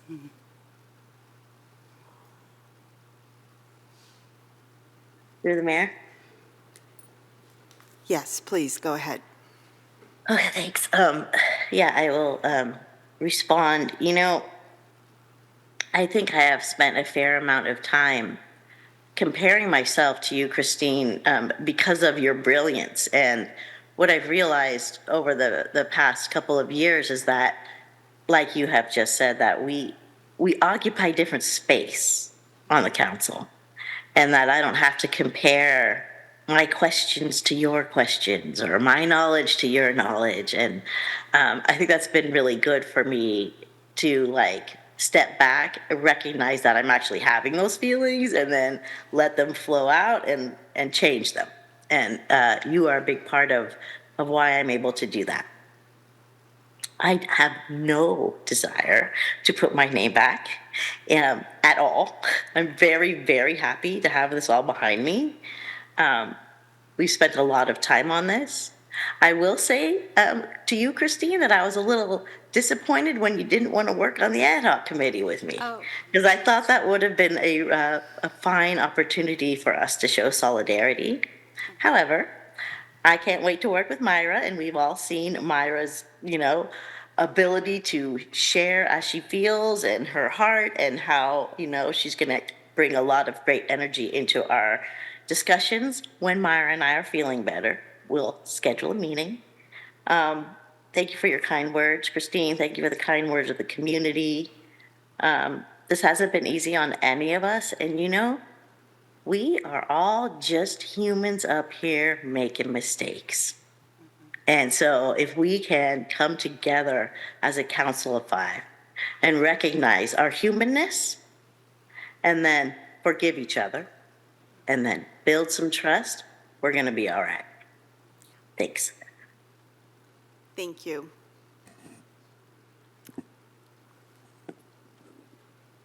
Councilmember Espinoza. May I nominate? I think yes, you may. And I think before we vote, however, Councilmember Wright had some questions. So did you want to say something? I think we're assuming, I'm interpreting Councilmember Bowles' interest in the position. We're in the middle of deliberation and discussion. So if we could hold your second, I'm going to call it a second. As you say, can I nominate? Would that be all right with you? Sure. Okay. Councilmember Wright. Does she want to comment first? Any deliberatory stuff besides the nomination? No. Okay. I did want to say a little bit to Mary as well, and how much I appreciated her demonstration of leadership in choosing to step down. I feel horrible about the way that she was treated. I feel bad that I didn't stand up for her more when I saw her being mistreated. I feel bad about the way that Christine was hurt. I feel like this is the right thing to redo the process. I wish we could have gone back in time and done it in a better process from the start, so that Mary wouldn't feel the way she has to feel now, so Christine wouldn't have to feel the way she feels now, like the rest of us in the public doesn't have to feel the way that it feels now. That said, what it has done, and by making that mistake, it's allowed things like me and Christine to try to work through this together. And I've seen her working on this very delicate issue as well when she feels injured, and seen how she's collaborated with me on that, demonstrating her leadership in that process. And I want to thank you for that. And we, through this adversity, have actually come closer as opposed to farther apart. And it's that kind of lemonade that I hope we're making here tonight. And I have no interest in being Mayor Pro Tem. I second. Neither do I. I would like to nominate Christine Ball. It's not a nomination, it would be A microphone, please, city attorney, and the camera couldn't hear you. So we're not doing nominations, so it would be a motion. A motion. So you can make a motion. I want to if you'd make like a motion. I want to make a motion to nominate Christine Ball for Mayor Pro Tem. I think you will be an excellent Mayor Pro Tem and a mayor when the time comes. And Mary, I have no doubt that you can do this too. And I look forward to working with you. And thank you so much for trying to keep the community together. Thank you so much. I'll second. Okay, with the motion to appoint Christine Bowles as Mayor Pro Tem, made by Councilmember Espinosa and seconded by Councilmember Beer, I'll start the roll call vote with Councilmember Wright. Is there any more discussion? Did you? I think I've said enough. I'm pleased to go ahead with the vote. If the city clerk would, as you said before, we're doing a roll call vote tonight? Yes. Yes. I'm pleased that we're doing this evening. Thank you. Thank you for the motion. With the no further discussion or deliberations, I'll start the roll call vote with Councilmember Wright. Aye. Councilmember Espinosa. Aye. Councilmember Bowles. Humbly, yes. Councilmember Beer. Yes. Mayor Beckmeyer. Yes.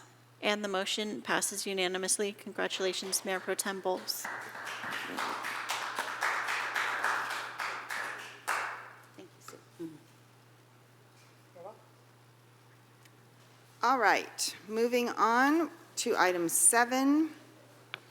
We have, Could we take a 5-minute potty break? you want to take a break? Yeah, just Yeah, I think it's 5 minutes? Take a break. Okay, it's, I can't see what time it is, 8:53. We'll take a 7-minute break. Let's come back at 9.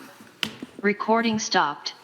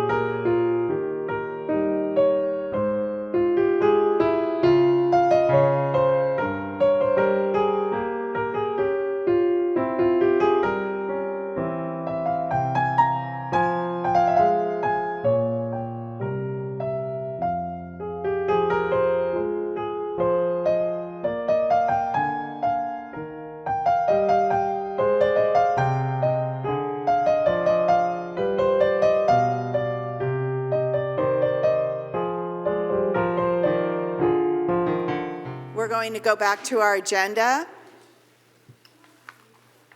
Item 7. Model feasibility cost-sharing agreement for continuing authorities program projects with the U.S. Army Corps of Engineers for the continuing authorities program 103 and 204 studies. Did you say?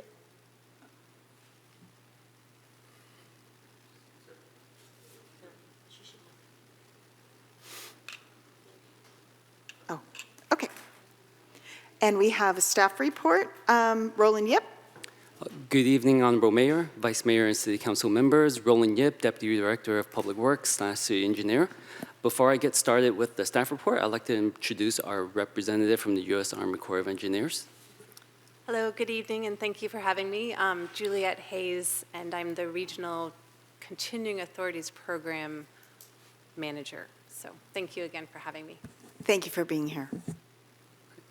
Staff would like to recommend the adoption of the resolution entitled, "A Resolution of the City Council of the City of Pacifica authorizing the City Manager to execute model feasibility cost-sharing agreement and initiate the feasibility studies for continuing authorities program 103 and 204 projects with the U.S. Army Corps of Engineers and execute a budget amendment appropriating," and there's a correction here, it is $1.34 million, so this is $50,000 more than the amount that's on the staff report. And as I get into the staff report, I will explain that correction.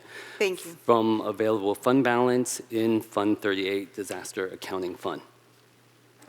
The Army Corps Continuing Authorities Program CAP is a group of 9 legislative authorities under which Army Corps can plan, design, and implement certain types of water resources projects without additional specific congregational authorization.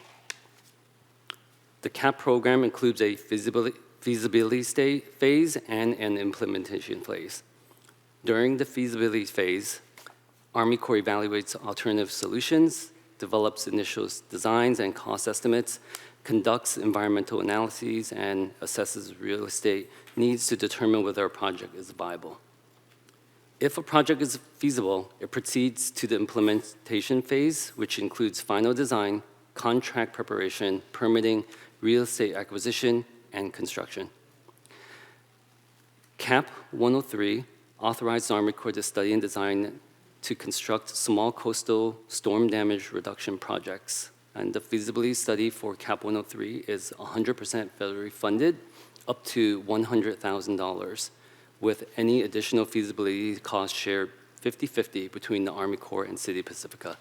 So the misunderstanding here was with the initial $100,000 that were to be federally funded was misunderstood that it was not included already. So that is why we need an additional $50,000 to be appropriated for the local match because the estimated cost for the feasibility study is $2.68 million.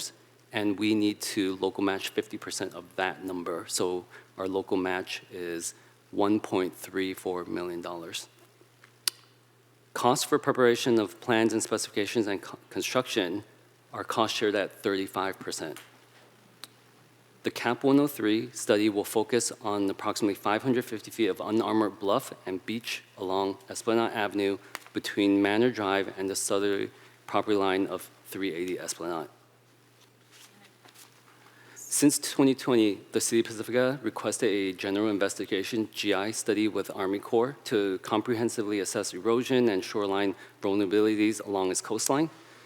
While a full GI study has not been authorized, the CAP 103 study represents a critical stepping stone toward securing long-term federal support for coastal protection projects in Pacifica.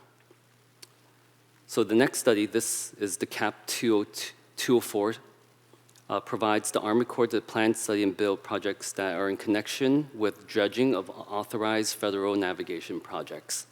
And unlike the CAP 103, feasibility and design studies under CAP 204 are fully funded by the Army Corps, meaning that no local cost share is required for this study phase. So right now we are recommending for the initiation of this feasibility study for CAP 204. The CAP 204 will study the use of dredging material for sand nourishment near Beach Boulevard between Paloma Avenue to Clarendon Road. And upon approval of these agreements, the city will work with Army Corps to begin the feasibility studies under both CAP 103 and 204. So in summary, the CAP 103 is a study of the unarmored section of 380 Esplanade, which requires a local match of $1.34 million from the city's disaster accounting fund, Fund 38. And CAP 204 is a study of using dredge material for sand nourishment near Beach Boulevard, and there is no local match required for the feasibility study. So staff is able to answer any questions from the City Council. Thank you very much for that report.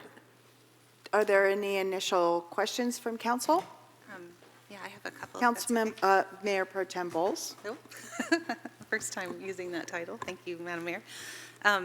Thank you, Roland and Juliet. Thank you for being here as well. So I'm just confused a little bit about the Manor project. So you mentioned it was from the Bluffs Apartments to Manor, and I know the city has another project going on at 400 Esplanade, which is about in that area too. So can you tell us a little bit, like what is this project entail and how does it tie into the other? Where does one stop and the other? Yeah, it would be helpful if City Clerk Coffey, if you could share a photo of the unarmored section of 380 Esplanade for the City Council. So at the apartments and approximately to the project that Mayor Pro Tem Bowles is referring to at 400 Esplanade, that section is unarmored, as in there is no shotcrete wall or riprap placed there. So our request for the Army Corps is to study this unarmored section, and in the hopes of this study that they look at our coastline at this particular location, it could lead to the general investigation.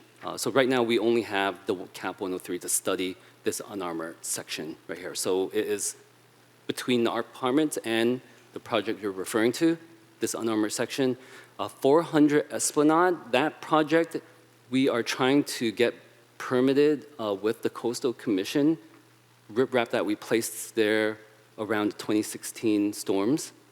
And so as a part of that project, there may be mitigation fees. Whenever you place riprap along the beach, there could be mitigation fees from the Coastal Commission as part of their permits. So the mitigation fee for that project possibly, because normally they do not charge local agencies monetary monies for their fees, they just ask us to improve coastal access to the beach. So for that project, it could be a trail that is parallel to Esplanade at this location. When you say a trail parallel to Esplanade, you mean on the top end of the bluff, not a trail down to the beach? It could be either. So, in previous discussions, so for sure it is a trail at the top that we have plans that we have developed, and we have previously discussed that it could be a trail down to the beach as well. Okay, because, and I guess this is off of your photo a little bit, but there was a ramp down that Public Works used to access the beach. I don't know is that part of this site or part of the 400 site? So if that were to be a project, it would be part of the 400 Esplanade site. For the CAP 103 study, right now, there's no project defined for the 380 Esplanade. Okay. It is a study. So when we do the feasibility study, we will figure out what project can come out from that. It could be riprap, it could be a shotcrete wall, it could be the general investigation. We do not know, but we will find out after we do the feasibility study. Okay, thank you. I had asked some questions of staff that got answered in terms of funding, but I think it would be helpful for the public. So even though they were answered for me, that might be good to ask them again. So, is there a reason that we're trying to do this now, knowing the federal government is sort of changing positions on funding and maybe not being so interested in California? Is that a reason we're trying to do this more quickly? And is there any chance that those funds that I believe are approved now, right? Could be rescinded for any reason.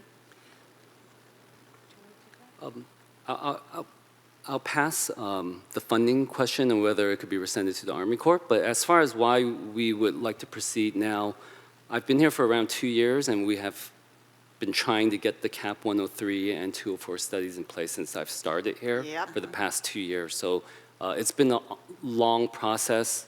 I'm kind of picking up the baton from our engineers before me. So it's been years before that. Like when I go into the records, there's been years. There's been a CAP 103 study from 2017 for the 310, 330 Esplanade project. So the process is very long. So we are just getting started here, and I'll pass it over to the Army Corps for the funding question. Yeah, I love that you said we were rushing. I feel like this is taking so long. It's all relative. Yeah.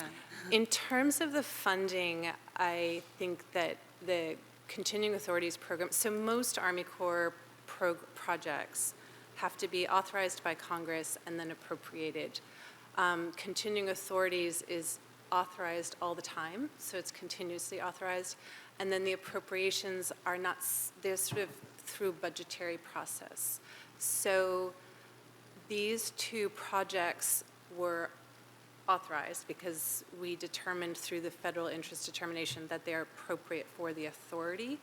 And the appropriation has already been set aside for these two projects by the headquarters. So we're sort of below the scrum. We're below the radar right now. It's an ongoing operation. So I can't speak with any more certainty than that, but it is a very solid program. Okay. Yeah, and we're quite far down the process. And the other question I asked was whether this 1.34 million was something that we paid all at once, but it sounds like it's something that's paid along the way. So if for some reason the project gets canceled, we're not out that whole amount. Yeah. Right. There are a couple of things. Excuse me, could I ask you to pull the mic a little bit closer? I know it's a little tight. Yeah, Sorry, thank you so much. There are a couple of things. You can terminate your relationship with us at any time. Yeah. But the really critical part is that it's a cost share, and we have to stay in cost share balance. Mm-hmm. So that relationship is kind of checked in on every month and then every quarter, so we won't be dramatically out of balance at any time. So we won't be spending millions without you wanting us to. So I think, and we can also check in more. And we also have our project delivery team meetings every 2 weeks, and that is also with city manager or city staff. So we'll check in all the time. You'll probably send us home. But hearing the concern, I think that's one thing I would take back to my team, is to make sure that cost share and that spending is communicated regularly. Thank you so much. Thank you. Mm-hmm. Did you have a question, Greg? Sure. First, I'd like to start by thanking you very much for being here to explain us. Thank you for being willing to look at our problems and help us come up with good solutions. I was fortunate enough to meet earlier with you, Roland, and John in the back there, and I have this handy-dandy little map that shows me a bunch of things. And so I just want to understand better what the bounds of the project you're talking about are. Is it just this gap right here? Or does the study area consider a little bit more than that?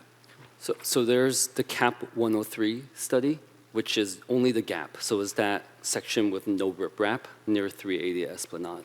And then we also have the CAP 204 study, which is to place sand nourishment at Beach Boulevard across from Paloma all the way to Clarinet.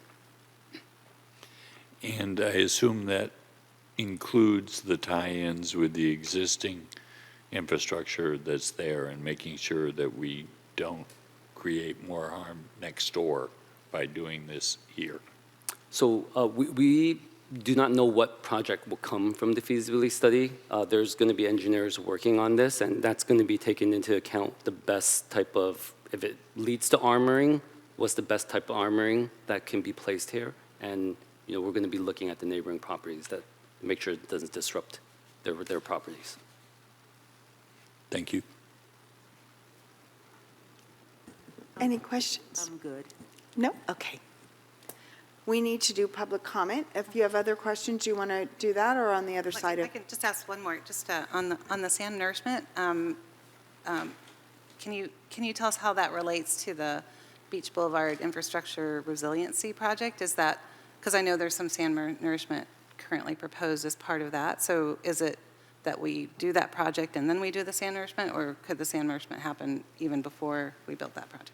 Yeah, so that's correct. There's some sand nourishment as part of our BBRP, our Beach Boulevard Infrastructure Resiliency Project. So the reason why BBRP is not discussed in this staff report is because the BBRP project we are also shortlisted for a federal grant from BRIC. And so there's a local match that's non-federal for that grant as well. So, it will really depend on whether there's a lot of moving pieces. Do we get the BRIC grant? Right now, we don't know yet if we're going to get the BRIC grant.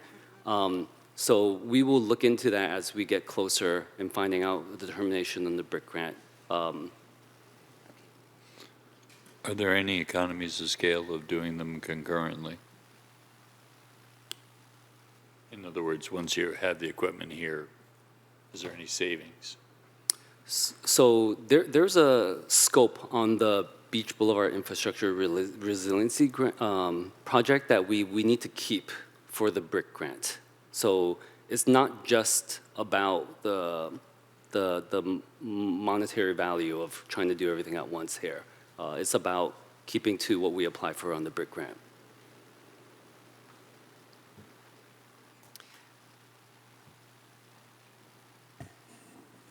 Public comment? All right, let's go to public comment. Oh, I'm sorry. Councilmember Beer, did you have any questions? I do not. Okay, thank you very much. All right, I have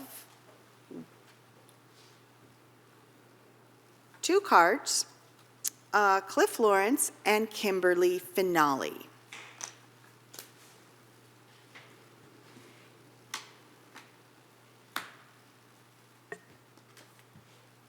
Hello, Cliff Lawrence here. I haven't read in depth your full package, but what I hear tonight is we have two concurrent views or projects being envisioned, and how do we protect against losing the investment of one if the other has to undo it or replace it? I mean, if there's some conflict between the viewpoints of the two projects and the timing that we would invest in one thought and then find ourselves it having to be undone, redone, and reinvested. I'm concerned about whether what we're approving at this time, how it affects our still future decisions about the Beach Boulevard project. Thank you. Thank you. Kimberly Finale?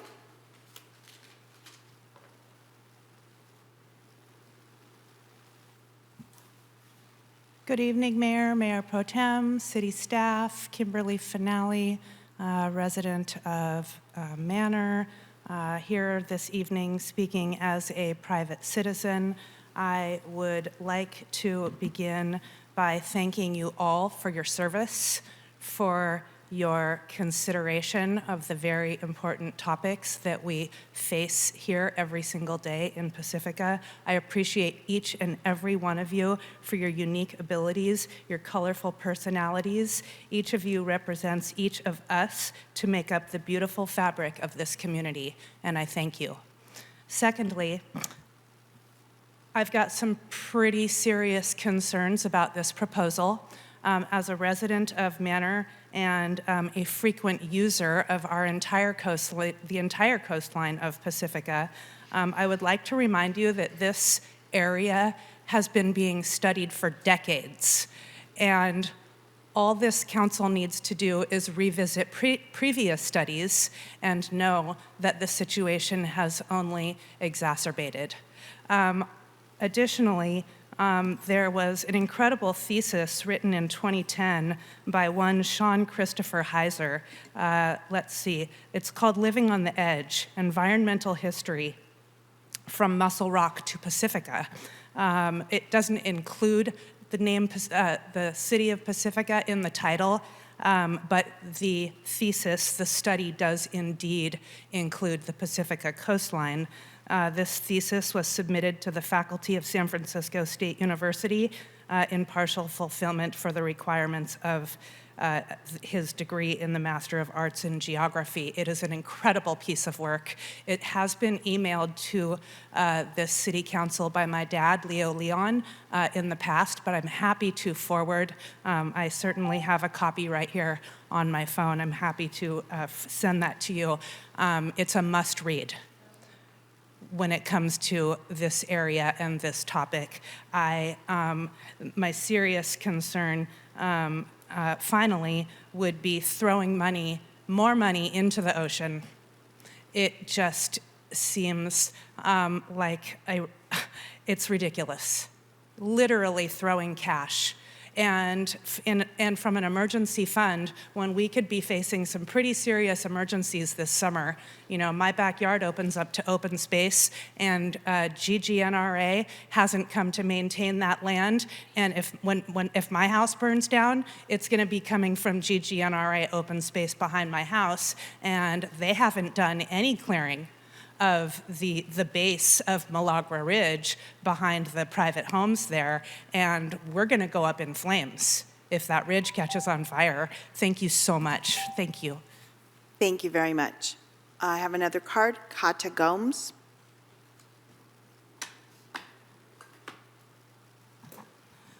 Yes, Kata Gomes. I'd like to speak to the subject of seawalls and armoring the coast. It's scientifically proven that this is not a good approach. It is, in the long term, is destructive to our coastside and erodes even more. This is a short-term, narrow-sighted project and a way to deal with our erosion problem. Scientifically, it's been proven the best way to protect our coastline from erosion is by protecting and restoring marshlands, dunes, and wetlands. It has been scientifically proven by our coastal geologist, who's a university professor at UC Santa Cruz, Gary Griggs. So we do have a local authority on this. I suggest that he be consulted. There's also a book written by Rosanna Shaw, California Against the Sea, and it has various other alternatives that other coastside communities, how they are dealing with the issue of sea level rise. And so I suggest that there'd be more research done before we move forward with this. I don't think it's a logical resolution for long-term benefit of the coastline. Thank you. Assistant City Clerk, do we have any commenters on the phone? We have 3 raised hands. The first is for Remy Tan. Please go ahead. Hello, Remy Tan, architect and resident of Pacific Manor. I wanted to comment on both of the items. I know I heard a really wonderful talk by Bob Bictalia over at the Pacifica Dams, and he really gave a in-depth um,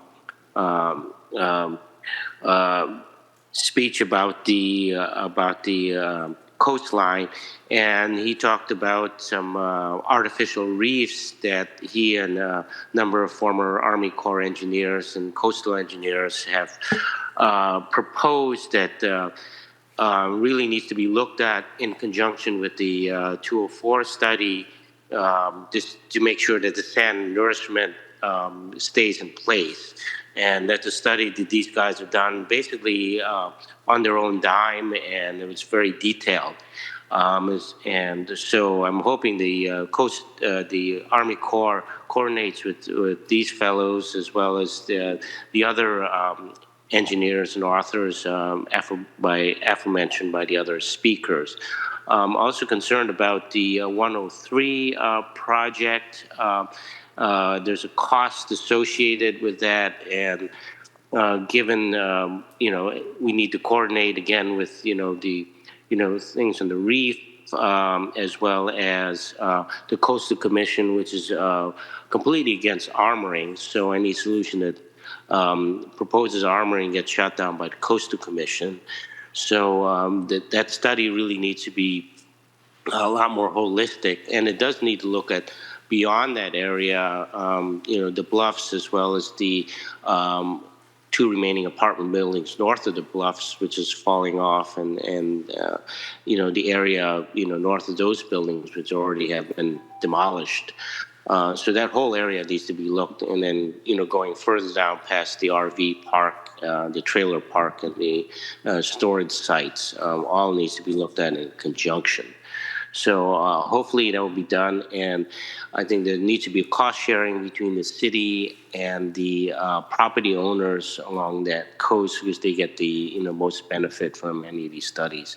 Residents throughout the city, they're not as affected, should not bear the burden of that, and that, as Kimberly pointed out, that emergency fund also needs to be spread other places in the city, like where we have wildland urban interface, and we have coastal flooding in Lindemar, and so there's a lot of areas that need attention, and we have a lot of landslide areas on the hills as well that might need emergency funding. So, yeah, and the fairest thing is to have some kind of cost sharing with the people, property owners immediately on the coast. Thank you, Remy. The next raised hand is for Irene Lee. Hi, I have several concerns. One is that with the current administration we have in DC, that anything that try to do here could be canceled very easily. Like, and the other things, one is that how long is this study going to take? I mean, we need to set some sort of time limit on this study. Otherwise, we might be spending all the money and then have nothing that is approved. The other thing is that definitely have to look at what the Coastal Commission would accept before we even do the study. And what is the cost-benefit ratio method that the Corps is going to use on this study to see if it's even going to come out? And of course, the other thing is that the coastline is so vulnerable right now that if we can do a short study, get it done, get the solution that is acceptable, that's great. But the last thing we need is spend a lot of money and then have no solution, and we're into more debt. And so anyway, that's my comment. Thank you. The last raised hand is for Kimberly Williams. Please go ahead. Hi, thank you, Mayor Beckmeyer and Mayor Pro Tem Bowles and council members. This is Kimberly Williams representing San Mateo County Surf Rider chapter. And I just want to comment, I wasn't really prepared for this, but I just want to say that Surf Rider has serious concerns about especially the unarmored piece, the project here, and that I have to agree with Ms. Finale and Ms. Gomes that these projects are problematic in terms of long-term strategy. The problems that, these problems are a result of continuing the conditions the city has created from the armoring that currently exist.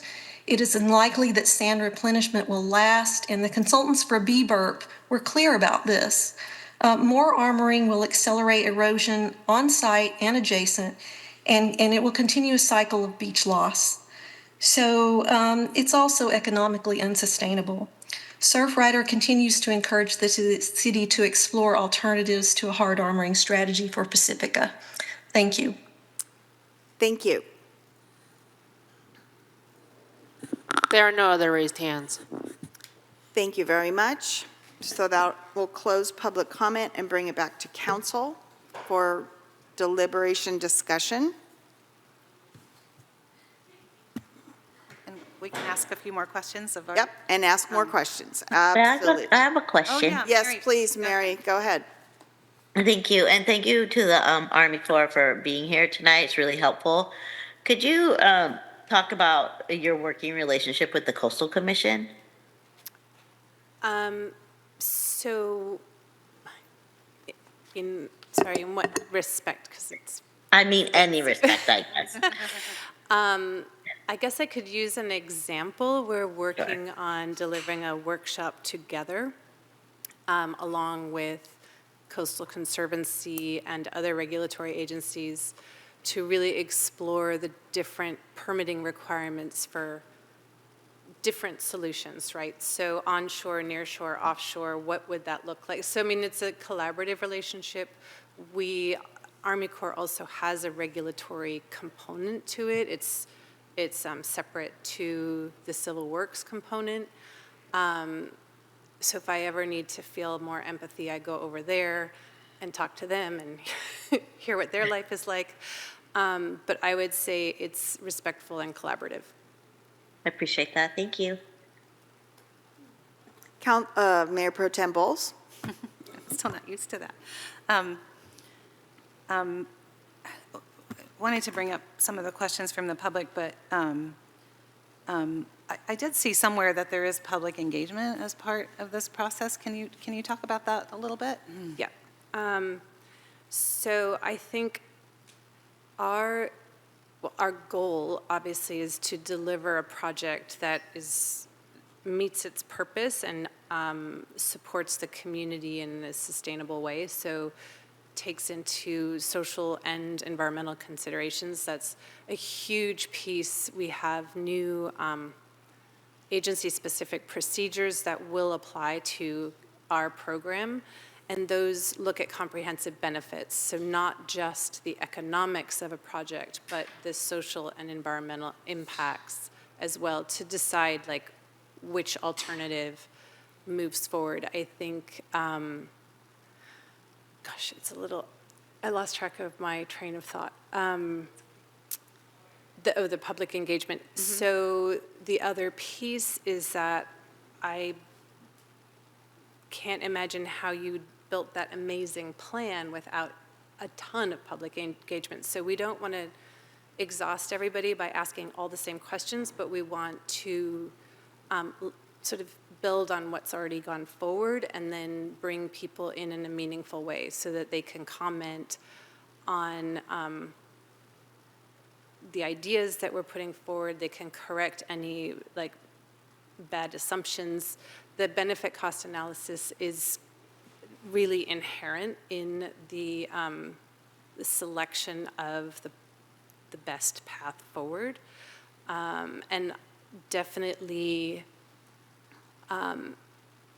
So the study is such a misnomer. Army Corps has its own weird vocabulary. So study is really looking at the project site. It's site-specific study. It looks at the project site and it looks at all the components, and then we come up with a variety of alternatives. And then those alternatives are evaluated based on criteria developed with the community as well. So it's not just arbitrary Army Corps criteria, but it's criteria that we work on as partners. And that is what comes out at the end in terms of the highest priority. And you know, I can't promise that we'll come out with something you love, which is why you have this off-ramp at the end of that study part where you could just say, you know what, none of this works for us. We'll take all your science and we're going to go our own way, or we want to go bigger, or we like what we've worked on together and want to move forward. So there are off-ramps. I will say the Continuing Authorities program is for small projects, so this is not going to solve all the problems on the coast in Pacifica. It's going to be smaller scale and maybe shorter duration, so maybe not 50 years, you know. So that's another piece for the public engagement, is we want to be really clear about what these projects are and what they're not, and sort of everyone understand that. So I really welcome any ideas for how to engage well with the community. Well, I can say this community is very interested in engaging, public engagement on especially coastal issues. We have a lot of interest and a lot of knowledge. So I don't anticipate a problem getting... Getting people to come? No, I don't think that'll be an issue. Great. I did want to ask if I could, Roland, if you could please talk about, or Juliet, either of you, how this project, how a CAP 103 and CAP 204 relates to a general investigation study. Because I heard in the public comment, the whole entire coastline of Pacifica needs to be studied, and we can't look at these things piecemeal, basically, is what I heard. And can you just describe what that, kind of the scope? Do you want to take it, or do you want me to? I could start off and pass it to Juliet.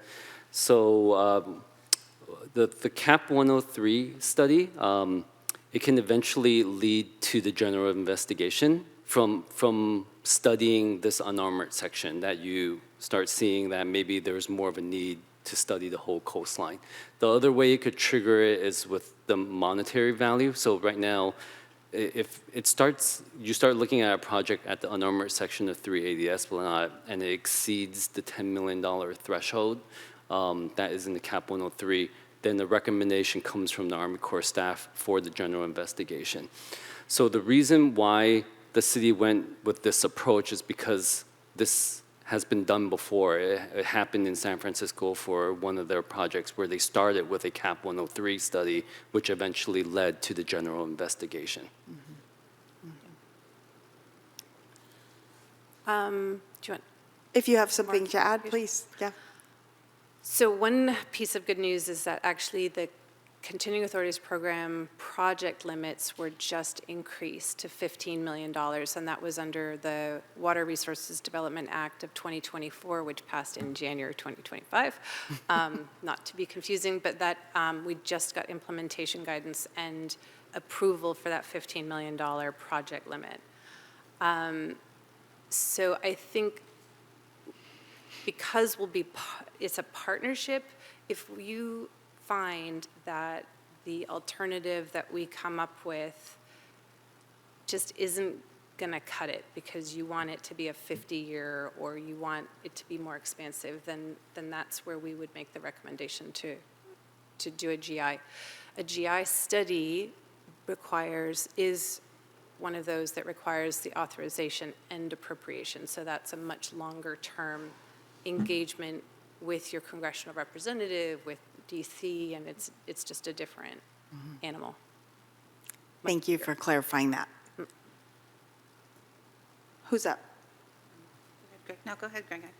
We'll start with Councilmember Wright and then move to Mayor Pro Tem Bowles. I thought I heard in that last response, you mentioned a time frame. Typically, when you're looking at these studies, what kind of lifetime are you looking at to provide a solution for? I think it depends very much on what the goals of the community are. So, when you're doing hard infrastructure, you're often looking at a 50-year timeline, and then you're making a benefit cost analysis based on that 50-year project life expectancy. If that's a great paradigm, it's possible that we wouldn't be able to find a solution that lasts 50 years and hits that ratio, because we have to have that benefit cost analysis, even if it's not all money. So the benefits, the costs and the benefits, and I'm going to say largely economic, social, and environmental, have to balance out, and that will drive the solution. So the solution might be a 15-year solution, that's that sweet spot, or it might be a 50-year solution. We just don't know. That's what we would come up with in the study, are those alternatives. So that's why we're going to be talking to Roland all the time. In terms of considerations, armoring is obviously one. I heard mention earlier of artificial reefs. I've heard groins. I've heard sand nourishment. What are some of the other ones that I'm not aware of will be thought about and contemplated in this study? So the federal, I think I'll say for the Beach Boulevard Cap 204, which is the beneficial use of dredge material, I think the area that looked most promising, based on a really short review of existing information, and looked quite separable from the rest of the project planning, was to do sort of dune creation at Clarendon Gap, right? That's called the area, to sort of, after the last storms, Mother Nature was clearly trying to be there. Like, she kept putting sand there. So maybe some dune restoration, connectivity, but designing it in a way that holds the sand was one idea. The look, I think we can't do the whole front of Beach Boulevard with the funds that we have. So being strategic about where that funding makes sense, that was one idea. It's very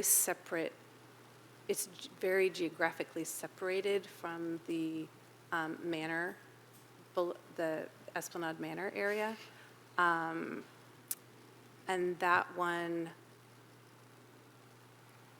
the Esplanade Manor looked more like just closing in that gap with more riprap, is one idea, to make it a contiguous. And I understand some of the public comments about armoring, so looking closely at that idea. I don't know if you wanted to correct anything. Mayor Pro Tem? Yeah, thank you. It seems, just from what I've studied and read in our vulnerability assessment, I think there are more choices at Beach Boulevard where we don't have such high bluffs and erosion issues, right, where we can look at dunes. I haven't heard of any nature-based solutions possible for tall bluffs like ours. No, I haven't. Yeah, so it sounds like it's really a matter of buying us a little bit of time, knowing that erosion will continue, and potential losses to the beaches that are narrowing more and more every year, as a trade-off. But so So they're hard discussions, and they're controversial in our community. Back to the Coastal Commission for a little bit. So I'm assuming that someone has said that they, generally don't like seawalls. I mean, obviously there are Coastal Act possibilities for protecting existing buildings and maybe more leniency for infrastructure. Do you typically check in with them, all along the way to see what might be possible? And then, sorry, I'll just add to my question at once. And we're also in the process of updating our local coastal land use plan with them. You're nodding, so it looks like you're familiar with that. That's good. I'm glad to see that. So it'll be interesting to see how that, plays out later this year. But part of that with some of the policies that we're looking at may mean that it's more difficult to do armoring in other parts of town besides Sharp Park and Rockaway. So anyway, I'm just curious if you've thought about that, if you've looked at our policies a little bit, if there's any red flags that you see, and trying to understand where we are now, knowing that we haven't gotten the commissioners' opinions directly yet. I mean, Pacifica's in a tough spot, and so I don't see moving forward without everybody participating. So I think we have to bring along the regulators. They're not ignorant of how hard this is, and time's not really on our side, and all of these agencies, including especially our own, take a while. So we have to just keep partnering and problem solving. It sounds really trite, but I think leveraging our good relationships and their interest in moving things forward and finding solutions to problems that maybe we didn't build into our policies and processes 10, 20 years ago. So I know the science is exploring new alternatives. I know people are excited about finding options. I mean, the conversation about the reefs is really exciting.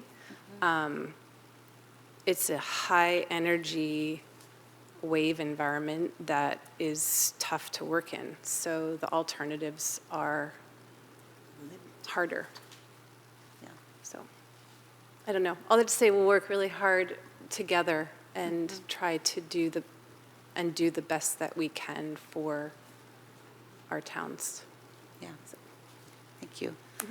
Yeah, I really want to echo something you just said, and with regard to partnerships, because this, getting to this point, I don't even know how many years it's been getting to this point for these projects. And a lot of why we're here is because of the work we've been doing collaboratively with partners, bringing them, having them tour the area with our congressional representatives, formerly Congresswoman Jackie Spear for many years, advocating specifically with Army Corps, and Congresswoman Anna Eshoo doing the same. There are group meetings with Army Corps, with Coastal Commission, with 17 different agencies in the state that meet regularly to look at these issues and recognize the overlaps. And as you mentioned, we are in a very active, high-energy wave environment, certainly in the CAP 103 area. And so looking at what our options are is really the point of doing this. I know there's been public comment about this area having been studied to death, and it has been studied. However, it hasn't been studied by the U.S. Army Corps under a CAP 103 study. And that's really what needs to happen for us to be able to move forward with the Coastal Commission issues I understand the chicken and the egg piece. It's sort of like, well, we need to know what they're going to say before we decide if we're going to do this. And it just doesn't really work that way, as far as I can tell. In the work that I've been doing and listening closely to Coastal Commission conversations about these types of solutions.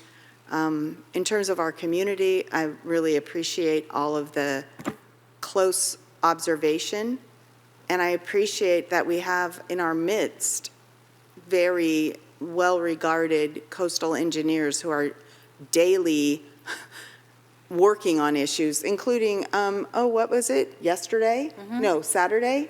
Saturday, when Bob Battaglio was touring with Mayor Pro Tem. And so, and Gary Griggs has been to present on the with Rosanna Shaw under the auspices of our Pacifica's environmental family. Charles Lester, the former director of the Coastal Commission, is at UC Santa Barbara. He is doing a study for the Ocean Protection Council right now on beaches and the status of beaches. And the idea, as one caller from the Surfrider alluded to, the impact of armoring and armor-type solutions on beaches, and the recognition that in some cases beaches are going away all by themselves in California. Do we exacerbate that with armoring? Possibly. Are we looking at those offsets?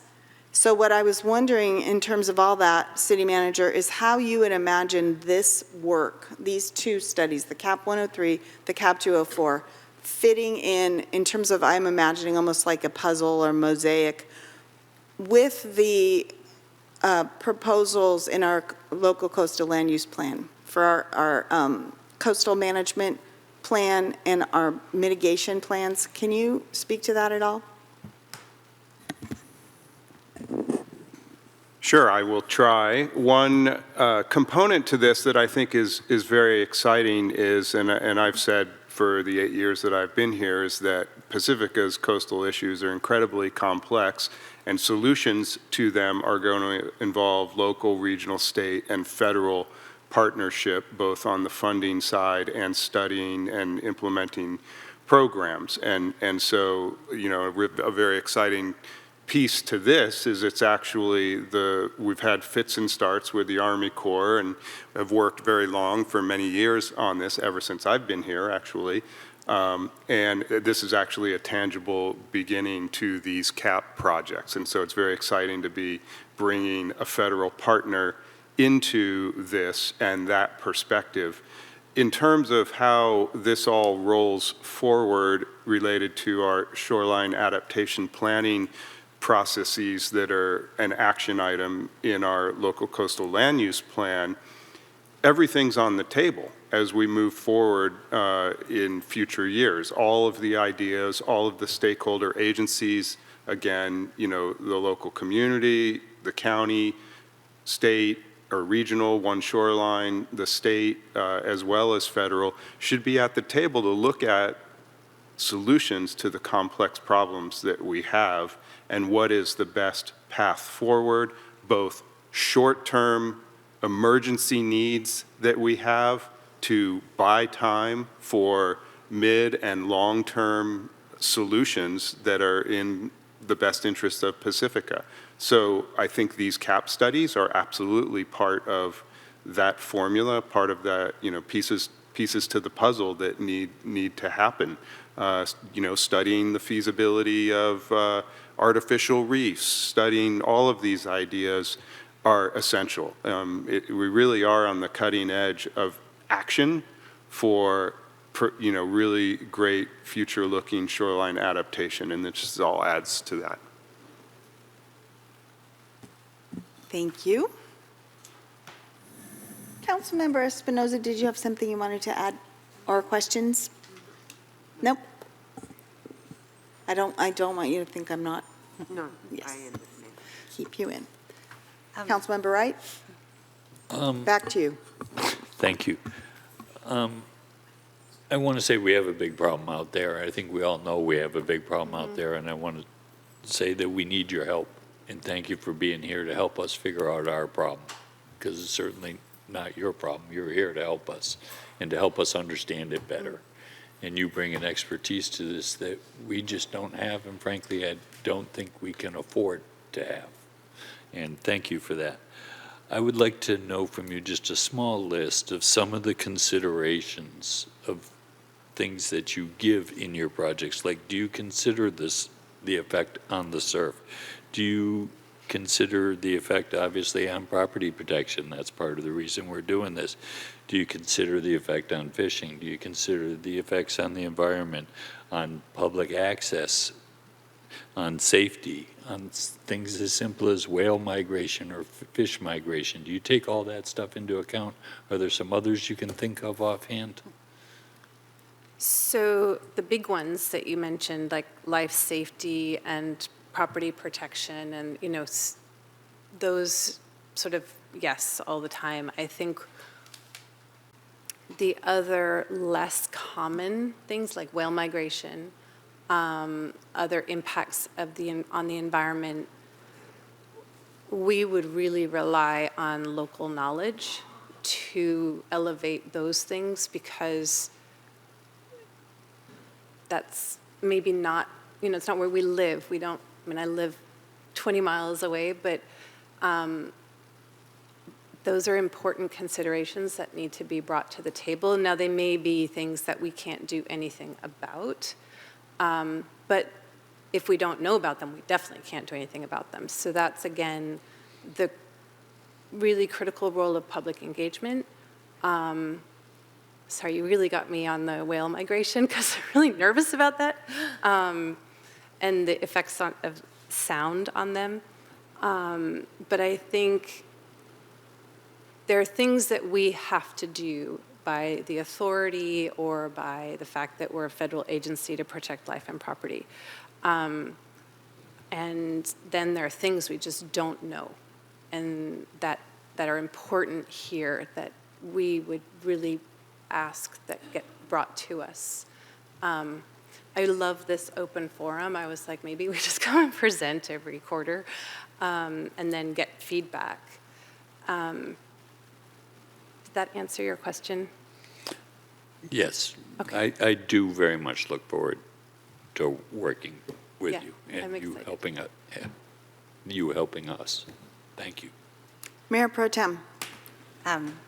Yeah, thank you. And thank you for that question, Greg, because, we hear Army Corps of Engineers and we just think, concrete structures and hard building, it's just in your name, right? But that's not, I have good friends that have served in the Army Corps, and I know, and they do a lot of ecosystem restoration and working across agencies and so forth too. And so it's important for the public to know that too, because our environment is precious to us here also. And so thank you for that. And knowing that you are going to be looking at different possible solutions and bringing those to the public, and then we can talk about it. And we're not making a decision today about what we're doing. We're just exploring options.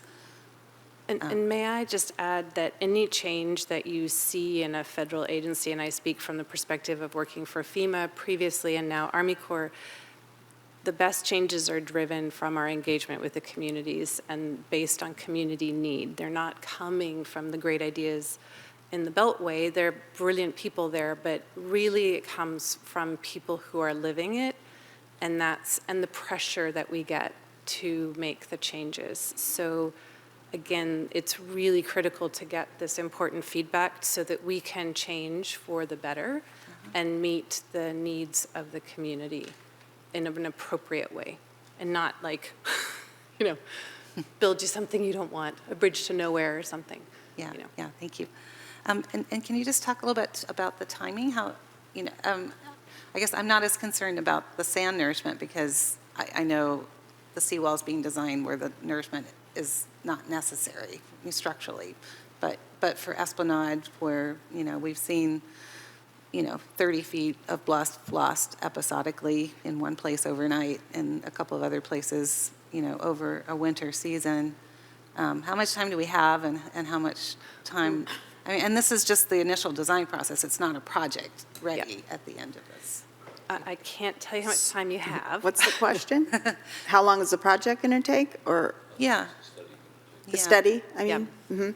So once we get the funding from headquarters, so let's just say that's mid-March, just once we get out the funding organized.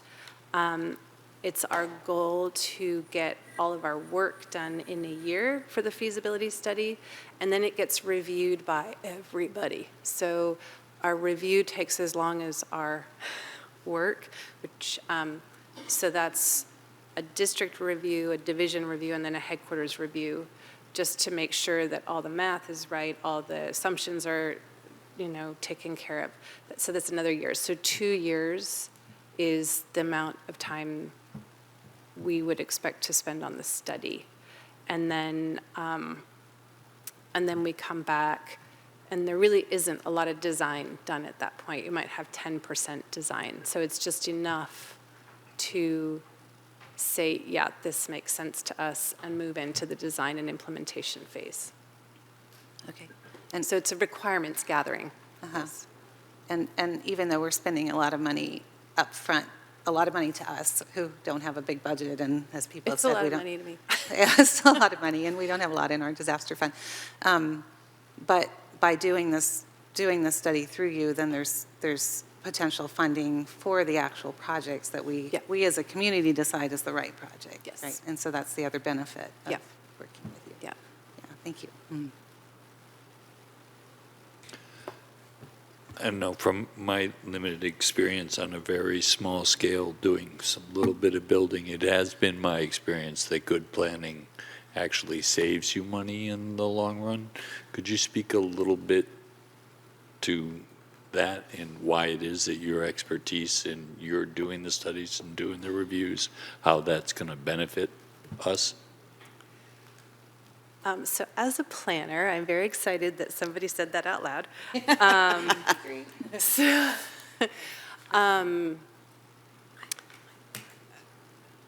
I think, I don't like this term, but it's really appropriate. It's the trade-off analysis. So right now, what we have is an overview of existing data and what we think we know.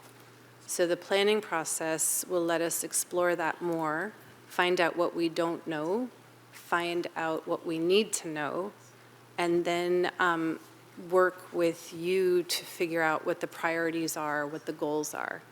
And then through that kind of coming together, do the trade-off analysis on the options and the alternatives. And again, I can't say what those are going to be, but at least it will be documented and backed up by data.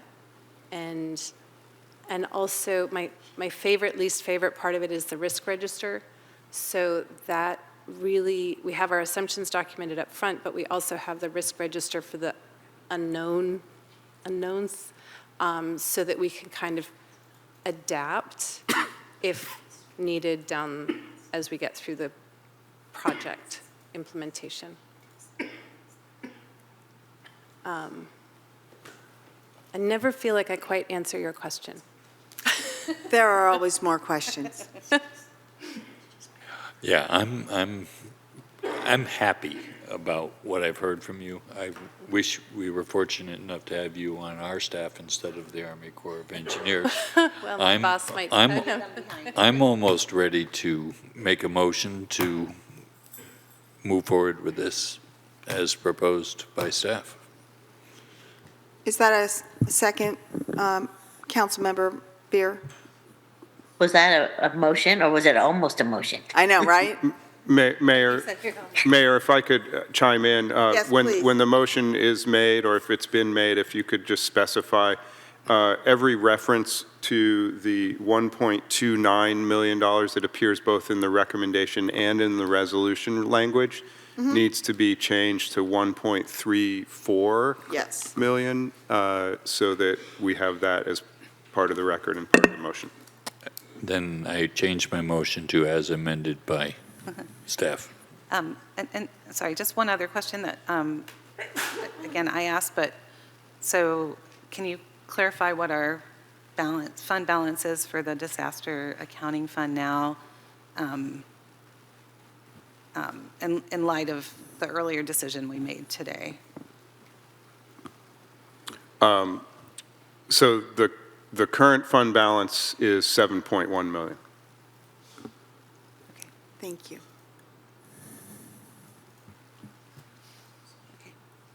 I'll second the motion, unless Mary did already and I missed it. A question for the city attorney. Do we need this motion read as the proposed action as it was stated?